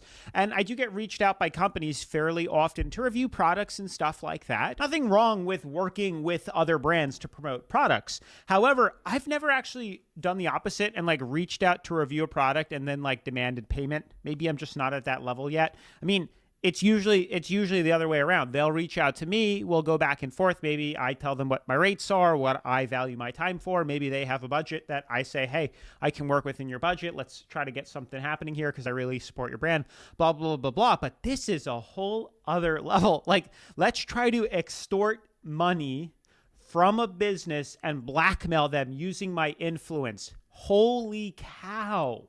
Whole other level. So she messaged this bakery saying, I want to review you guys. I'm in your area.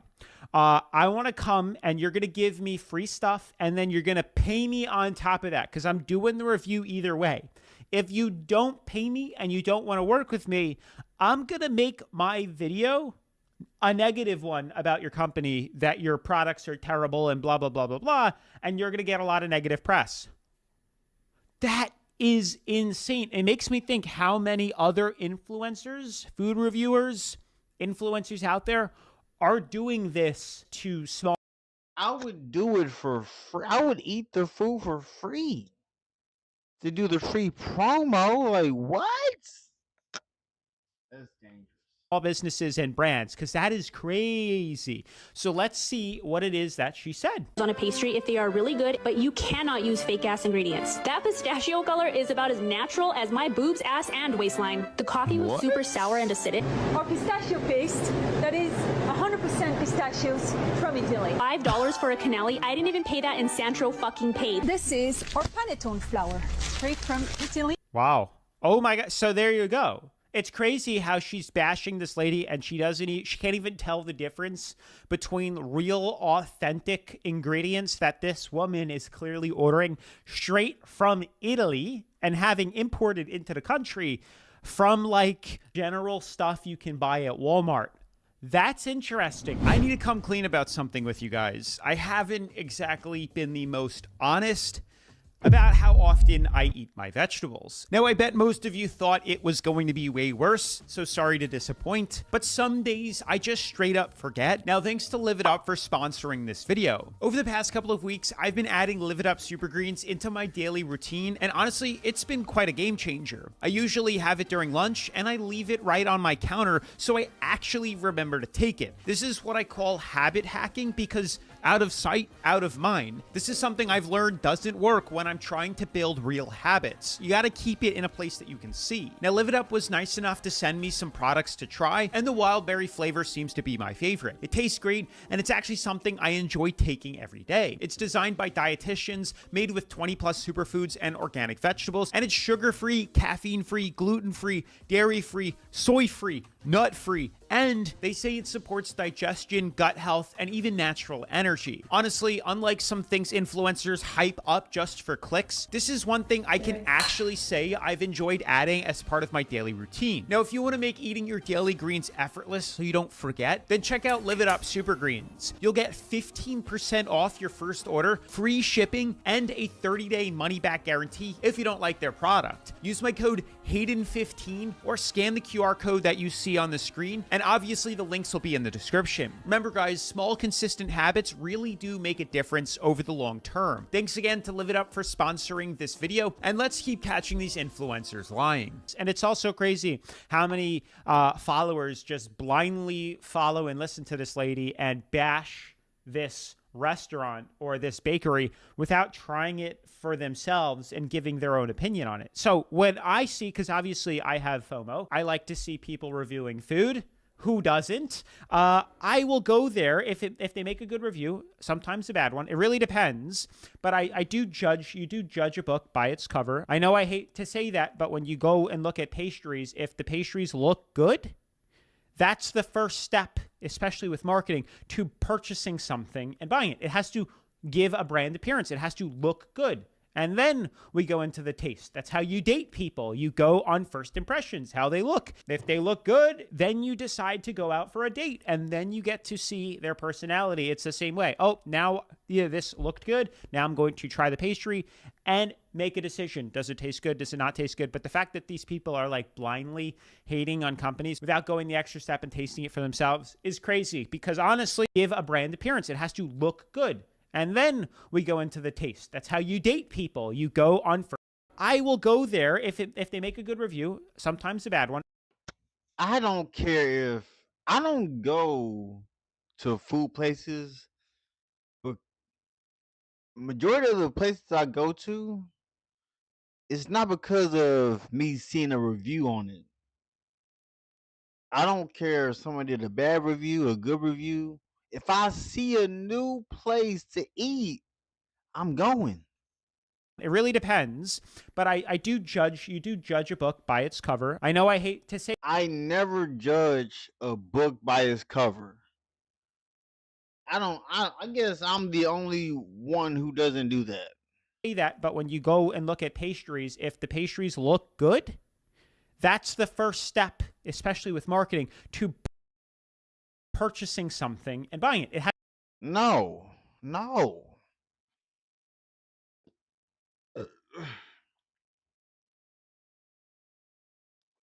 It can look disgusting, I might still buy it. If the finished product of the food look disgusting, I'm still gonna try it. Like, what? has to give a brand appearance. It has to look good. And then we go into the taste. That's how you date people. You go on first impressions, how they look. If they first impressions? You go off on how they look? That's crazy. What? look good, then you decide to go out for a date, and then you get to see their personality. It's the same way. Oh, now this looked good. Now I'm going to try the pastry and make a decision. Does it taste good? Does it not taste good? But the thing on companies without going the extra step and tasting it for themselves is crazy, because honestly, all those pastries look delicious.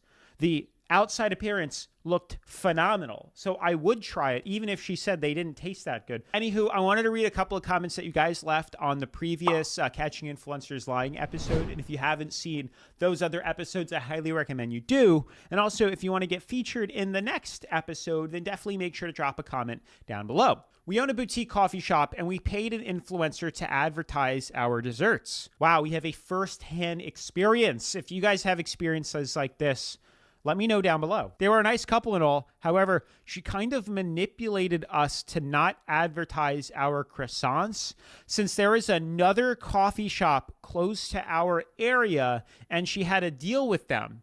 She didn't even try our desserts because they were on a diet. Imagine being a food reviewer and being on a diet.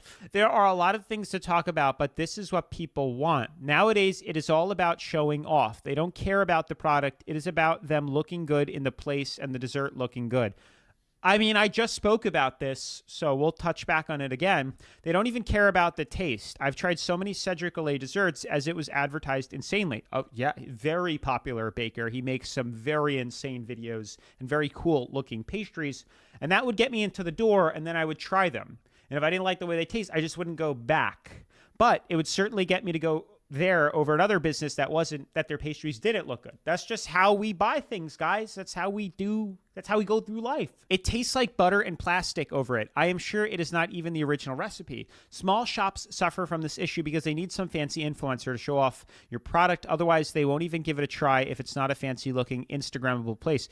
This is true, but you got to keep up with the times or you're going to be left behind. I hate to say it. It sucks. But that's how people do business. Like you could have the best tasting like croissant out there in the market, but if nobody knows about it and you're not advertising it, it doesn't matter. I could have the best YouTube videos and content out there, the best ones out there. I could pay a team $1 million to get the craziest, most A1 style movie production video out there. But guess what? If I have a horrible title and a terrible thumbnail, nobody's going to watch it. That's just how business is. It's marketing 101. So, the packaging of your product is huge. It is the first thing people see on the shelves. So you have to do both. I understand where they're coming from, but it is a big thing. And now with social media and everything, and the fact that people can't get the taste, from the camera, having your products look the part is a very important thing to focus on. You, just you, building your app on Base 44. Describe it. And it's real. One thought leads to more thoughts. Layer by layer, taking shape. When you need your tools, bring them in. They just click. Okay, kick it up a notch. Create something smarter. How many syringes of lip filler do you get? I've never had lip filler in my life. Like, literally ever. Some of us just have really good genes. What kind of lashes are you wearing? They look absolutely gorgeous. I'm not wearing any lashes. These are actually my natural lashes. I don't use mascara. I've never used like a lash serum to make them grow because they've always been super, super long. Like, you guys can even see where they grow. Where do you usually get your acrylics done? Your nails are always so pretty. These are not acrylics. These are my natural nails. You could literally see that they're all natural, and I just paint them myself, so. I'm crying. Do you see that guy? Guys, there's a guy standing outside my car, and he's like flirting with me right now. What? He just mouthed, "You're so hot." Go away. What were you just drinking? It looked so good. This is a green smoothie. I got it from Erewhon. It's like all natural, like grass and tree and things like that. It's really good. Healthy. Grass and tree? When are you going to announce that giveaway that you were doing 3 years ago? I already announced it, but privately. I messaged the person that won privately, and so that's that. I'm getting off now that you guys want to act like detectives over here. I do wonder if these influencers actually do the giveaway and announce the winners. It's crazy. And that does remind me, we're going to be doing a giveaway here on the channel. Once we hit 100,000 subscribers, we're getting very, very, very close. And it's going to be a very large giveaway. And full transparency, I actually will be revealing the winners, as I have done with every giveaway here on the channel. So what does that mean for you guys? It means definitely go subscribe to the channel if you haven't already. That even reminds me, lots of you guys were leaving comments on previous episodes. So every now and then I scroll through and try to read the comments. A lot of you guys are saying that you didn't realize you weren't subscribed to the channel and you thought you were. So definitely take a second and go check and make sure that you are subscribed to the channel. Subscribing is completely free, fully transparent. There's no lying. I'm not lying to you. It's a completely free thing for you to do. And all it does by subscribing down below is let me know that you guys like to see videos like this and that I should keep making more videos, more influencers lying videos like this. So if it's not too much to ask, just give it a quick tap down below. This is KT Smith to a T. Now I need to go look up these influencers and see if she was actually playing the part. Larsa Pippen, is that you? This looks very natural. Ask any housewife. OMG, twinsies. Oh my gosh, look at freaking Patrick Starr. The filter is struggling for its life. See, that's the thing too, and I see it all the time, especially in the fitness industry. They're dolled up to the nines. I mean, in the female fitness industry, I see it more because I really am into fitness and bodybuilding and stuff. And the BBLs, the fake boobs, the lip fillers, the Botox, and then saying, oh, this is all achievable naturally by buying my course and training. It's crazy, but it sells. I'm surprised it still works. I mean, it is getting better. The surgeries are slowly starting to look more natural, and they are fooling a lot of people, but this is the industry. Unfortunately, when your entire business is on the way you look and how people perceive you, people are going to take shortcuts so that they can look the part and sell and make more money. That's just how it is, and it always has been. Diet pills, fitness industry, steroids, performance-enhancing drugs. Tai Lopez, yeah, the I'm in my garage guy, is facing some serious charges. SEC has accused him and his business partner, Alex Mayer, of running a Ponzi scheme in excess of almost $112 million.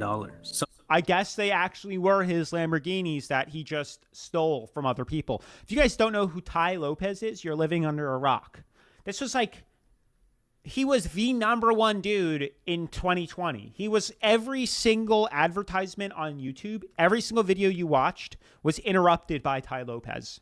From 2020 to 2022, his company raised about $112 million from investors. They took that money and they bought equity in dying brands. Brands like Radio Shack, Pier 1 Imports, and even Dress Barn. He said he would take these companies from traditional brick and mortar stores and put them online as an e-commerce store. These investors were promised returns up to 25% annually, and he even promised monthly dividends as high as like 2%. But here's the catch, none of those brands are profitable. The SEC alleges that Lopez and his business partner misled these investors on purpose. These guys were claiming that their investor portfolio was on fire, that they had strong cash flow, but in reality, they were just using new investor money to pay old investors.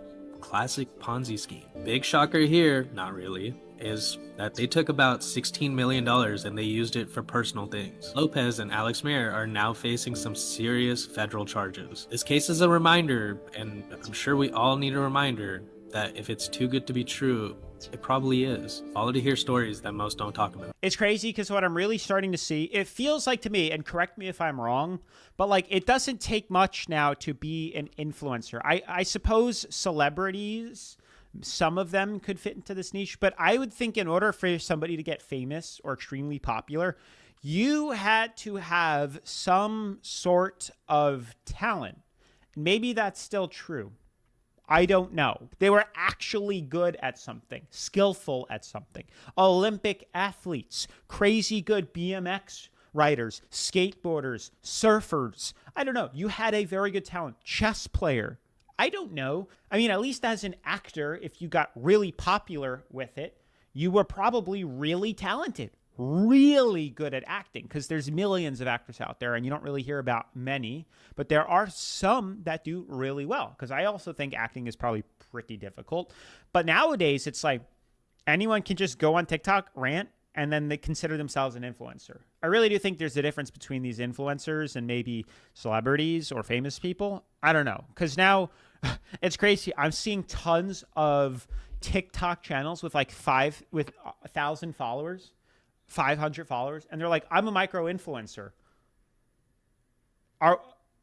We're just going to call it something else? That's pretty general. That's a pretty general amount of followers. You're just a person on social media. I suppose you could be. I don't even like to label it.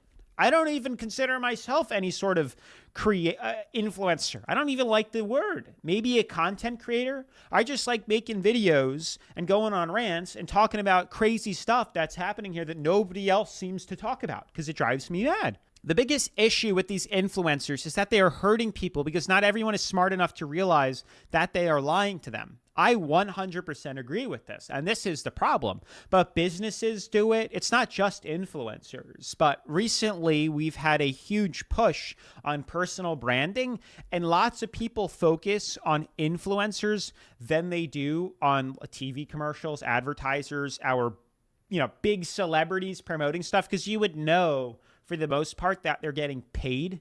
Like if you saw Kim Kardashian promoting something on a TV advertisement, you'd be like, okay, she's getting paid. This is a paid promotion. But now the lines are grayed, because you have people that it's so informal now that are just on their phone and ranting, and you just feel like you have a much closer personal connection, that it's much easier to like lie and manipulate in that sense. You know what I'm saying? Because they could be like, oh, I just found this really cool product. It's great. I really like it. And they're not disclosing they were paid to promote it here, or it just feels so much more personal and more relatable that it's so much easier to sell. And big advertisers know this. That's why they're paying millions of dollars to micro influencers and regular influencers to promote their products, and people eat it up. So you got to disclose it. That's what I like to do here on the channel, as you clearly can tell, as you can clearly see by today's episode. Make more tomorrow than you did today with advanced analytics from Shopify. Track sales and spot trends so you can turn real-time data into... Again? What is this, 3 times now we're stealing? This woman lives down the block from me.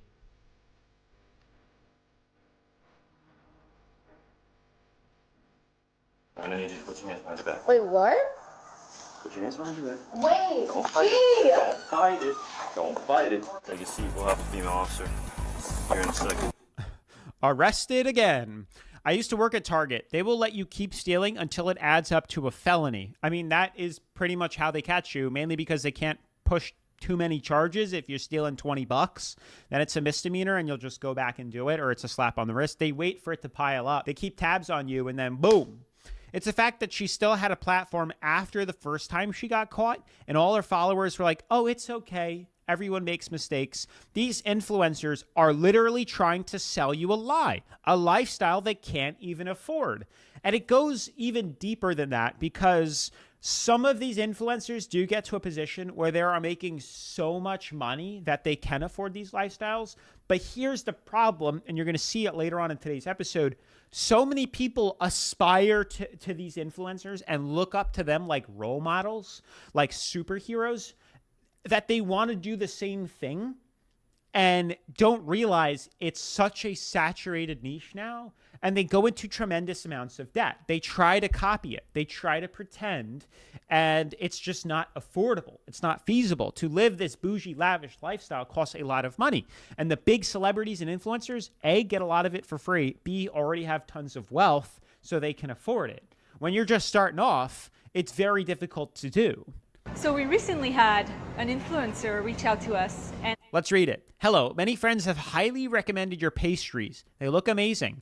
I saw the pumpkin one on TikTok. I was hoping to come to a real Saturday or Sunday. Would you be interested in a collab? Thank you. That sounds good. I don't see any issues with that. asked to do a collaboration, and we respectfully declined because it was not in our budget right now. Then she essentially tried to blackmail us by saying if we offered the food for free, she would then write a good review about us. When it's a collab, I will still do the honest review and highlight focus on what I enjoyed and be softer and quicker on my words with what I may not like as much. If the experience is terrible, I won't post anything for the kindness of the hospitality. That meal will need to be comped, including the gratuity.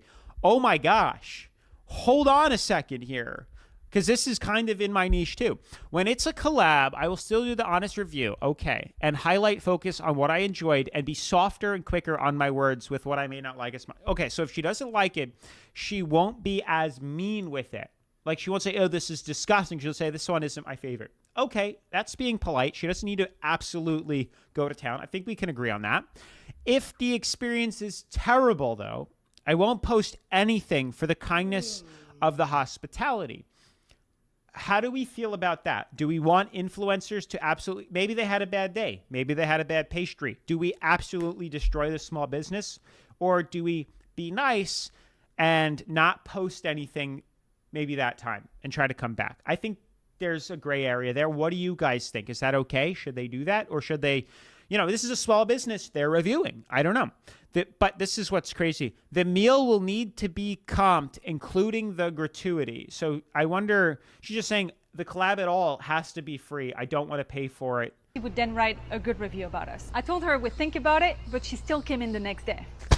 And although we hadn't agreed to collab with her, we recognized her when she came in, and we still were very accommodating and offered her extra drinks. So we totally respect a bad review. But what we don't like is lying and bullying. The first thing she said was that our pistachio was so faked. Fun fact, we have right here our pistachio paste that is 100% pistachios from Italy. All of our flours that we use in our product, the farine de blé, épeautre, gruyère rouge, all comes on a pallet from Europe. And also, this is our panettone flour, straight from Italy. It's written entirely in Italian. She picked the wrong freaking woman to blackmail. Oh my gosh. Her luck of all people to pick. She picked someone that is like, you can tell, has a serious passion for baking. Oh my gosh. This is unbelievable. Unreal. Not bad for close to the airport bakery. Beyond the fact that we spend 10 times the amount of money to buy the ingredients, the most valuable part of our product is the time we spend to make them. From our sourdough starter to our dough, every single thing is handmade from scratch. To make this, we spent 6 months to learn it, how to feed it, know how to work with it. And it only likes the flour from Italy. And this isn't just about me. This specific influencer has gone to many different local restaurants and bullied them. The problem is if the next generation is influenced by her to believe it's okay to bully and disrespect the food industry. We like working with influencers, but acting like the working class is beneath you and promoting this kind of message on social media and bribing us for free stuff is not really something we support. My biggest pride in what I've built here isn't just how I source my ingredients, but it's having found the people to be in my team that wake up every day and that care about what we do, our processes, and that work really, really hard to do this. And most of all, thank you to our customers, sincerely, because it's thanks to you that since day one, I get to live my dream of having a bakery. And thanks to your support, I've been able to continue to be as true to my art. Has anyone ever tried those pastries? Now I feel like I need to go try them. Like, do I go fly there, try them, and review them? I don't know. That's crazy, but they look delicious. They really did. And now knowing how they were made prior, I'm really open to give it a shot. I've tried some stuff after influencers have reviewed them, and then I've driven there in Florida to Miami and stuff. Some of them are delicious, and others horrible. Influencers reviewed it, promoted it, said it was amazing. Then I went and tried it, and it looked nothing like it. So it goes both ways. I have seen it twice in different ways. We have influencers lying to promote certain businesses and saying they taste good, blah, blah, blah, blah, blah, because they're getting paid. Vice versa, I've seen the businesses hype up their food, pastries and stuff like that, make the ones they give the influencers so much better than what they sell to general customers. I kid you not. I remember going to a place to get a croissant in Miami, and the influencer, they broke it open and it was just pouring out the filling. I said, oh my gosh, I need to try that. I went there, spent $10 insane on a croissant. Obviously, I did other things during the day, but I went there, opened it up. There was nothing. Nothing. I was screwed. I was scammed. So it certainly goes both ways. Everyone's at fault here. What's new with Google Ads? Google AI powers campaigns that work for you. Your ads multiplied. Your performance optimized. Absolutely zero hate to Tara's world, but girl, what the hell do you want us to do about the fact that you're going broke because you couldn't budget your $10 million a year that you made and you spent it all in a mansion and did an extra $1 million in renovations that you didn't need? And last time I checked, you also had bought a house in New York. It was an apartment, but like most people can't even afford one home. You've had two. You've also had 4 DUIs. Oh my gosh. You live a life of privilege. You even claimed one time that you rented an entire jet and took all your friends on vacation and pretended a brand paid for it. Like, hello. And you went viral for crying about the $15,000 Harry Styles tickets and then being like, no, I'm finna be in the pit. Like, I'm finna be in the pit. I get that we all spend money on stupid stuff, but you spent so erratically to the fact that you're not going to be able to keep up with this lifestyle for much longer. And I just don't even know if I truly believe that she's broke. Honestly, maybe she just wants to get out of the OF game. I don't know. Interesting. Why would you even lie and say a brand paid for all? It's just a flex. At the end of the day, it's just a flex on the internet and make people feel below you. That's crazy to say a brand paid you to fly out to another place and paid for all your friends. Don't get me wrong. I know I and all of you would love to have a brand pay for an all-inclusive flight to a place and check it out. That'd be cool. And then you have to figure out, is it good? Did you enjoy the experience? How are you, if you had a terrible time, how are we now going to handle this situation? I got paid to do this. Do I disclose that this was bad? Or we can say it was made up? Because I have received products for promotion that I didn't like, but I spoke to the brand privately, discussed it, and they made it right. And then I made promotion. Sometimes I've been sent defective products, but they have great customer service and they sent me one that worked and then we're good to go. It was fine. But lying. So glad never to be influenced by these influencers. It's crazy to me that people that can afford things get free stuff all the time. They'll even message small business owners to ask for free stuff. Just pay for it.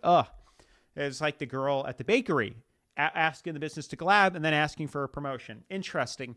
I don't know, though. I think it goes both ways. I mean, I'm sure you would want free stuff, too, if you got it. But that is how the rich seem to get richer if they have an influence, if they are an influencer, because these brands, you got to think about it. Time is money. What they wear, what they show, what they have is promotion. They know will drive sales. That's why people, when they're, the NBA players and stuff have Gatorades or Prime energy drinks or stuff sitting next to them. Sometimes they won't put it there or they'll take the label off because they don't want to be promoting stuff. They know it has value. And I think there's nothing wrong with it. I don't think there's anything wrong with getting free stuff too from brands. I don't know. What's your guys' opinion on that? I don't think there's any inherently wrong issue from getting free stuff from brands, but what I have an issue with is maybe not disclosing that it was free or paid for. In a sense, like, I make TikTok shop videos and it says paid promotion right on the bottom. It says I'm working with this brand and I make money off it with an affiliate link. The video that you're watching right now, was sponsored by Live It Up, which is a great company. I tried the product. The product is great. I've been drinking it for several weeks now, and it's totally fine.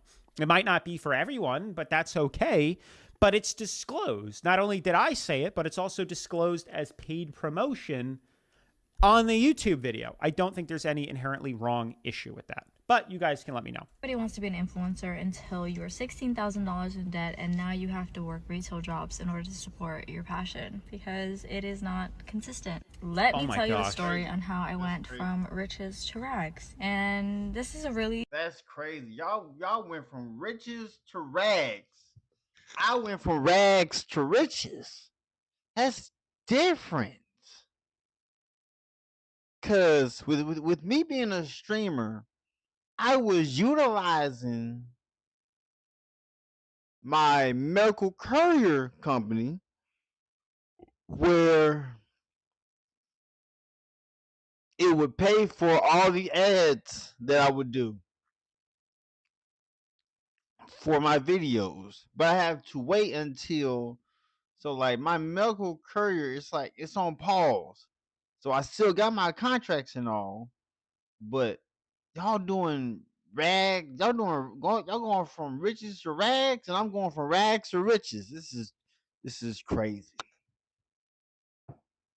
Real thing that people go through, and I've made a lot of decisions in my life that I'm not entirely proud of, but I've also done a lot in my career as an influencer, as someone who's been doing this for like 8 years. From the middle of 2023 or the end of 2023 to now, my brand deals were just getting slower and less and less and less and less, and I was like, is it me? And like my content was still doing good. I was still posting. The engagement was really good. And I was just like, do I need to get management? Like, I don't know what's going on. But my income decreased incredibly. It was giving crickets. I would check my inbox and there would be nothing. Is it me? Is it my content? Do I need to switch things up? So I would try different things and still nothing. The only thing I was surviving on at that point was a year-long contract I had with a really big brand, which was one of the 5-figure deals that I had.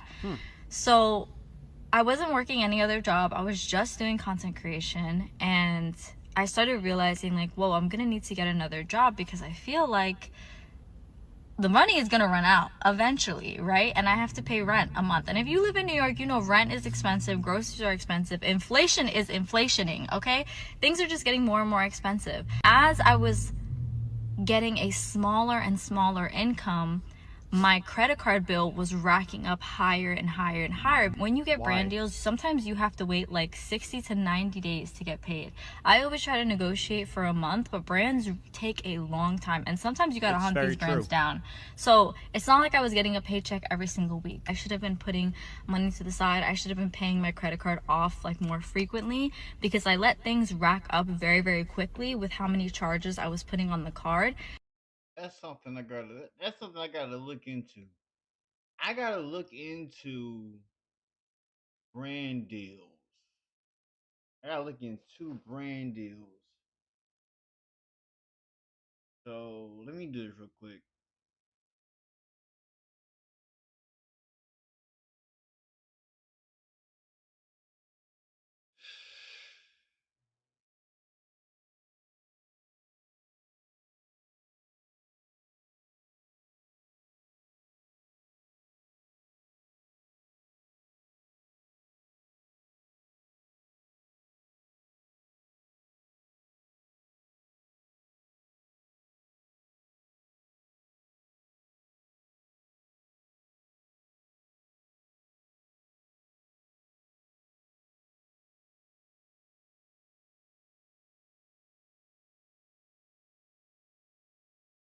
Let me see.